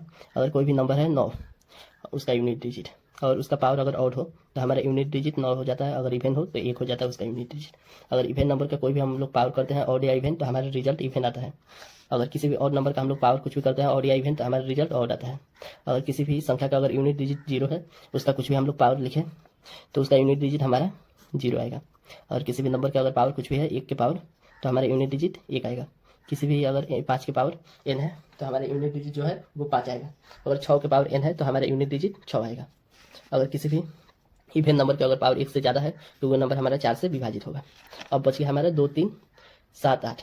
अब इसका हम लोग साइक्लिसिटी को निकाल देंगे, n के पावर p बाई 10। क्यों? क्योंकि हमारे एक डिजिट को फाइंड करना है, लास्ट वाला यूनिट डिजिट को। तो 10 का हमारा साइक्लिसिटी क्या होगा, इसे हम लोग को प्राइम नंबर में तुरेंगे तो 2 5 हो जाएगा। क्यों? क्योंकि 10 का एलसीएम लेंगे 2 5 हो जाएगा। इसका आप साइक्लिसिटी यानी परसेंट निकालेंगे, c into 1 minus 1 by x. X का मान हमारा 2 है, वाई का मान 5 है, इंटू 1 माइनस 1 बाई वाई। अब इसे सोल्व करेंगे तो 2 में से 1 घटा तो 1 बाई 2, 5 में से 1 घटा 4 बाई 5, 5 दूना 10, 10 से 10 कैंसिल हो गया, यानी 4 के बाद इसका साइक्लिसिटी रिपीट होगा। इसका साइक्लिसिटी रिपीट कितना पर होगा, 4 के बाद हमेशा रिपीट इसका साइक्लिसिटी होगा। फैक्टोरियल 4 के बाद किसी भी संख्या का फैक्टोरियल का इकाई अंक 0 होता है। अगर फैक्टोरियल 4 हो या फैक्टोरियल 4 से ज़्यादा हो, उसे 4 से अगर भाग देना है तो हमारा यूनिट डिजिट 0 आता है। जैसे कि फैक्टोरियल मान लीजिए 5 है तो 5 गुने 4 गुने 3 गुने 2 गुने 1, 5 होगा 20, 20 3 का 60, 7 दूना 120, यानी इसका यूनिट डिजिट 0 आ रहा है। फैक्टोरियल 5 का यूनिट डिजिट हमारा क्या आ रहा है, 0। वैसे ही फैक्टोरियल 5 का लास्ट वाला अंक 0 होता है, फैक्टोरियल 10 का लास्ट वाला 2 0 होता है, फैक्टोरियल 15 में हमारा लास्ट के 3 0 होता है, फैक्टोरियल 20 में हमारे लास्ट में 4 0 होता है। 2 या 2 से अगर प्लस हम लोग कुछ भी फैक्टोरियल लेते हैं तो उसका रिजल्ट हमारा इवेन होता है। अगर फैक्टोरियल हम लोग अनंत तक अगर जोड़ते हैं तो उसका हमारे इकाई अंक क्या होता है, 1 का 1 हो जाएगा, 2 एकम 2, 3 दूना 6, 4 का 4 तरीका 12, 12 दूना 24, 4 फैक्टोरियल का मान कितना होता है, 4 का 4 तरीका 12, 12 दूना 24, और 5 फैक्टोरियल का मान कितना होता है, 24 बचे 120, और 6 फैक्टोरियल का मान कितना होता है, 120 छके 720। अब इसको हम लोग जोड़ेंगे तो हमारा यूनिट डिजिट क्या आएगा, 2 1 3, 6 3 9, 9 4 13, 13 यानी लास्ट का डिजिट यूनिट डिजिट क्या आएगा, 3। अगर मान लीजिए हम लोग 1 से लेकर अनंत तक अगर फैक्टोरियल को हम लोग जोड़ते हैं तो उसका रिमाइंडर क्या आएगा, 4 से भाग दे रहे हैं। तो यहाँ पे मान लेते हैं 1 का फैक्टोरियल का मान कितना होता है, 1, तो 4 में 0 से भाग देंगे तो हमारा 1 शेषफल आया, 2 एकम 2, यानी इसका फैक्टोरियल का मान 2 होता है, 4 में 0 से भाग देंगे तो 2 हमारा आया। फैक्टोरियल 3 का मान 3 दूना 6, यानी 6 बाई 4, 4 एकम 4, यानी 2 ज़्यादा है, यानी 2 फैक्टोरियल का मान। अब 4 फैक्टोरियल का मान कितना होता है, 4 का 4 तरीके 12, 12 दूना 24, यानी 24 बाई 4 करते हैं तो 5 के 20, 5 के 20 और 6 चौका 24, यानी ये पूरा कट जा रहा है, यानी इसका शेषफल आगे का पूरा 0 आएगा, क्योंकि 4 4 कट जाएगा हर बार। तो इसका हमारा जो रिमाइंडर आएगा वो 1 आएगा। नंबर ऑफ ट्रेलिंग जीरो यानी अनुगामी शून्यों की संख्या। जीरो को कितना संख्या होती है वही हमें देखना है एडिशन पर और प्रोडक्ट पर। एडिशन पर अगर मान लीजिए 3700, 1 लाख और 40 को हमको जोड़ना है तो कैसे कितना इसमें जीरो आएगा इसका लास्ट में, वही हम लोग को देखना है। तो 3700, 1 लाख और 40 को जोड़ लेंगे तो हमारा कितना जीरो आ रहा है लास्ट में, जीरो। यानी जहाँ सबसे कम शून्य है उतना हमारा जीरो हो जाता है। यहाँ सबसे कम शून्य कितना है, यहाँ पे 2 शून्य है, यहाँ पे 5 शून्य है, यहाँ पे 1 शून्य है, यानी सबसे कम शून्य जहाँ पे है उतना ही जीरो होता है। 1 सबसे कम है इसलिए इसका लास्ट में 1 ही शून्य होगा। अगर प्रोडक्ट पर हम लोग देखते हैं तो 7 तरीका 7 का 7 7 7 तरीका 21 और 11 8 88 और इसे गुना करते हैं तो हमारा 1848 हो जाएगा, जिसमें शून्य हमारा नहीं आता है, यानी ये हमारा नहीं होगा। कब कब होगा, जब 2 और 5 दोनों का मल्टीप्लाई होगा तभी हमारा शून्य होगा उसके लास्ट डिजिट।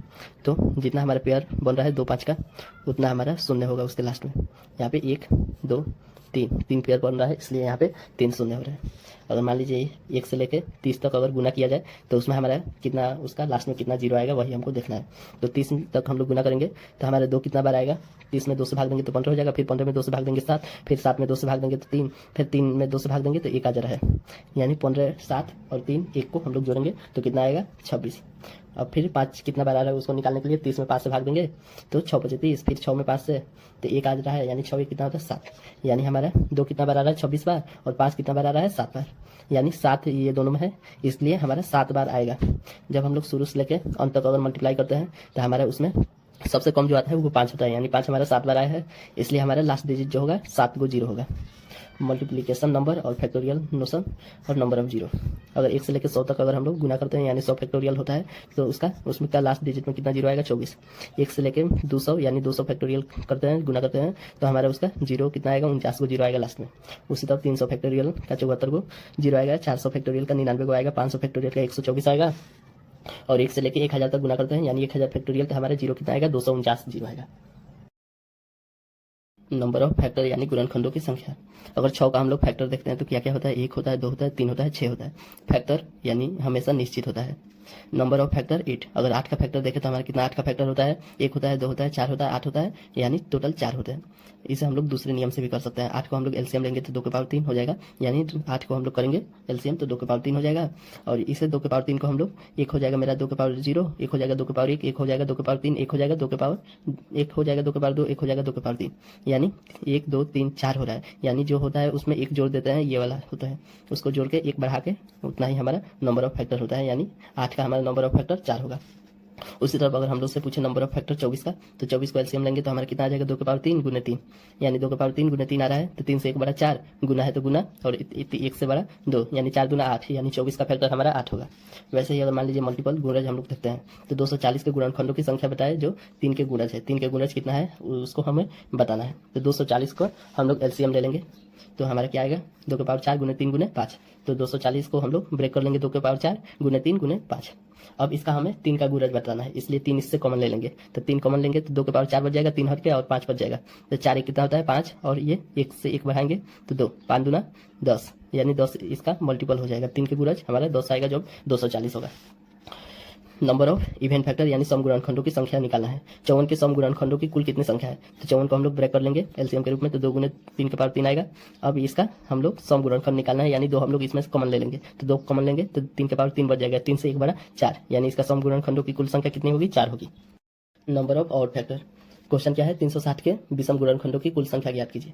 360 को हम लोग ब्रेक कर लेंगे तो क्या आएगा 2 के पावर 3 गुने 3 के पावर 2 गुने 5 के पावर 1, इसका हम लोग विषम गुणनखंड की कुल संख्या निकालना है, इसलिए सम को हम लोग काट देंगे तो क्या बचेगा 3 के पावर 2 गुने 5 के पावर 1, 2 में 1 जोड़ेंगे तो 3 हो जाएगा और 1 में 1 जोड़ेंगे तो 2 हो जाएगा, यानी 3 दूना 6, यानी विषम गुणनखंडों की कुल संख्या क्या है 360 के 6 है। वैसे ही अगर मान लीजिए पूर्ण वर्ग गुणनखंडों की अगर संख्या पूछ रहा है तो क्वेश्चन क्या है 100 के ऐसे कितने गुणनखंड है जो पूर्ण वर्ग है, तो 100 को हम लोग ब्रेक कर लेंगे, तो 100 को ब्रेक करेंगे तो 2 के पावर 2 गुने 5 के पावर 2 होगा। इसका हमें क्या निकालना है पूर्ण वर्ग गुणनखंड, पूर्ण वर्ग गुणनखंड निकालना है, इसलिए इसके पावर में 2 से हम लोग भाग देंगे, तो 2 के पावर 2 था तो इसे 2 से भाग देंगे, इसे भी 2 से भाग देंगे, 2 2 बच जाएगा, 1 1 बच गया तो 1 1 जोड़ेंगे तो 2 गुने 2 हो जाएगा, 2 दूना 4, यानी इसके पूर्ण वर्ग गुणनखंड कितना है हमारा 4 है। ऐसे ही अगर मान लीजिए यहाँ पे अगर क्यू रहता तो यहाँ पे 3 से हम लोग भाग करते हैं, यहाँ पे वर्ग है इसलिए इसे हम लोग 2 से भाग किए। सम ऑफ फैक्टर्स, अगर 24 के सभी गुणनखंडों का योग ज्ञात करने के लिए अगर पूछ रहा है तो 24 को हम लोग ब्रेक कर लेंगे। अब इसे हम लोग कैसे करेंगे 2 के पावर 3 है और 3 के पावर 1 है, तो 2 के पावर 3 है, यहाँ पे हम लोग देखेंगे अगर b के पावर p हो तो b के पावर p प्लस 1 माइनस 1 और b माइनस 1 कर लेते हैं, वैसे हमारा सम ऑफ फैक्टर निकल जाता है। वैसे ही यहाँ पे 2 के पावर 3 है तो 3 से 1 बढ़ा देंगे, 2 के पावर 4 माइनस 1 और 2 माइनस 1 लिख लेंगे, वैसे ही 3 के पावर 1 है 1 बढ़ा देंगे, यानी 3 के पावर 2 माइनस 1 और फिर 3 माइनस 1 कर देंगे। 2 के पावर 4, 2 के पावर 4 का हमारा वैल्यू कितना होता है 2 दूना 4, 4 दूना 8, 8 दूना 16, 16 में से 1 घटा तो 15, 15 बटा 2 में से 1 घटा 1, यानी हमारा 15 गुने 3 तिरिका 9, 9 में से 1 घटा तो 8 और 3 में से 2 घटा तो 3 में से 1 घटा तो 2, यानी 2 चौके 8, यानी 4 आया, यहाँ पे 4 आया और 15 चौका कितना होता है 60, यानी इसका जो क्वेश्चन है हमारा गुणनखंडों का योग इसका 24 का, तो हमारा कितना आएगा 60 आएगा। अगला हमारा क्या है किसी संख्या के सम और विषम गुणनखंडों का योग क्या होगा। 96 के सम और विषम विभाजक का योग क्या होगा, तो 96 है, इसे हम लोग ब्रेक करेंगे तो कितना आएगा 2 के पावर 5 गुने 3 के पावर 1 आएगा। तो पहले हम लोग इसका इवेंट फैक्टर को हम लोग देखते हैं, तो इवेंट फैक्टर के लिए 2 हम लोग कॉमन ले लेंगे तो क्या आएगा 2 के पावर 4 गुने 3 के पावर 1, ये 2 अलग रहेगा कॉमन रहेगा इधर, और इसका हम लोग सम करेंगे तो 1 बढ़ा लेंगे 2 के पावर 5 माइनस 1 2 माइनस 1, 1 बढ़ा लेंगे 3 के पावर 2 माइनस 1 3 माइनस 1। अब यहाँ पे 2 के पावर 5 माइनस 1, 2 के पावर 5 का वैल्यू कितना होता है 32, 32 में से 1 घटा तो 31, 2 माइनस 1 1 यानी 31 हुआ, 31 बाई 1 यानी 31 हुआ, नीचे 1 छुपा रहता है। 3 के पावर 2 3 तिरिका 9, 9 में से 1 घटा 8, 3 में से 2 गया 1, यानी 2 से 2 कैंसिल हो गया, 31 होता है कितना होता है 248, जो कि हमारे इवेंट फैक्टर सम था। अब यहाँ पे हम लोग विषम निकालेंगे, तो 96 को ब्रेक किए थे 2 के पावर 5 गुने 3 के पावर 1, विषम निकालने के लिए हम लोग सम को कैंसिल कर देंगे, तो विषम 1 बढ़ा देंगे, यानी 3 के पावर 2 माइनस 1 3 माइनस 1 3 के पावर 2, यानी 9 में से 1 गया 8 बाई 2 यानी 4, इसका और फैक्टर हमारा 4 आया। सम और विषम पूछ रहा है तो सम हमारा हो गया 248 और विषम कितना हो गया 4। प्रोडक्ट ऑफ फैक्टर यानी गुणनखंडों का गुणनफल कैसे निकालता है, किसी संख्या का गुणनखंडों का गुणनफल किसके बराबर होता है नंबर के power number of factor of n by 2। यानी मान लीजिए अगर 18 के गुणनखंड का गुणनफल ज्ञात करने के लिए हम क्या कह रहा है, तो 18 को हम लोग ब्रेक कर लेंगे तो 2 के पावर 1 गुने 3 के पावर 2 हो जाएगा, तो हमारा नंबर ऑफ फैक्टर कितना होगा 1 बढ़ा लेंगे 1 1 2 और 2 1 3, यानी 3 दूना 6, हमारा नंबर ऑफ फैक्टर 6 हो जाएगा। अब प्रोडक्ट ऑफ ऑल फैक्टर का पूछ रहा है, यानी गुणनखंडों का हमारा गुणनफल पूछा है, तो प्रोडक्ट ऑफ ऑल फैक्टर इसका मतलब हुआ, तो हमारा क्या फॉर्मूला होता है n के power number of factor of n by 2, n हमारा कितना है 18, यानी 18 के power n by 2, number of factor n by 2, तो नंबर ऑफ फैक्टर हमारा कितना है 6, यानी 6 बाई 2, तो ये कट जाएगा यानी 3, यानी 18 के पावर 3। एवरेज ऑफ फैक्टर यानी गुणनखंडों का औसत, एवरेज ऑफ फैक्टर कैसे निकलता है sum of the factor number of the factor, तो 36 के गुणनखंडों का अगर औसत निकालना है तो सम ऑफ द फैक्टर पहले निकालेंगे। तो 36 को पहले ब्रेक करेंगे, तो ये हमारा कितना ब्रेक होगा 2 के पावर 2 गुने 3 के पावर 2 में। तो सम ऑफ फैक्टर कैसे निकालेंगे, 1 बढ़ा देंगे यानी 2 के पावर 3 माइनस 1 या और 2 बटा 2 माइनस 1 और फिर इसको 1 बढ़ा देंगे 3 के पावर 3 माइनस 1 बाई 3 माइनस 1। अब इसका मान कितना होता है 2 दूना 4, 4 दूना 8, 8 में से गया 7 और 7 बाई 1 यानी 7। 3 तिरिका 9, 9 तिरिका 27, 27 में से 1 घटा तो कितना है 26, 26 बाई 2 यानी 13, 13 दूना 26 यानी 13, 13 सतह 91 यानी इसका सम ऑफ द फैक्टर कितना है 91। अब नंबर ऑफ द फैक्टर निकालेंगे, तो 2 से 1 बड़ा लेंगे और 2 से 1 बड़ा यानी 3 गुने 3, 3 तिरिका 9, इसका नंबर ऑफ फैक्टर हमारा 9 है, सम ऑफ द फैक्टर 91 है। और एवरेज ऑफ फैक्टर कैसे निकाला जाता है, sum of the factor by number of the factor. तो एवरेज ऑफ फैक्टर हमारा क्या होगा, सम ऑफ द फैक्टर कितना है 91 और नंबर ऑफ फैक्टर 9 है यानी 91 बाई 9 यानी हमारा इसे सोल्व करेंगे तो 10.11 हमारा आंसर आएगा। गुणनखंडों के व्युत्क्रम का योग, sum of reciprocal of all factor कैसे निकाला जाता है, sum of factor of N by number.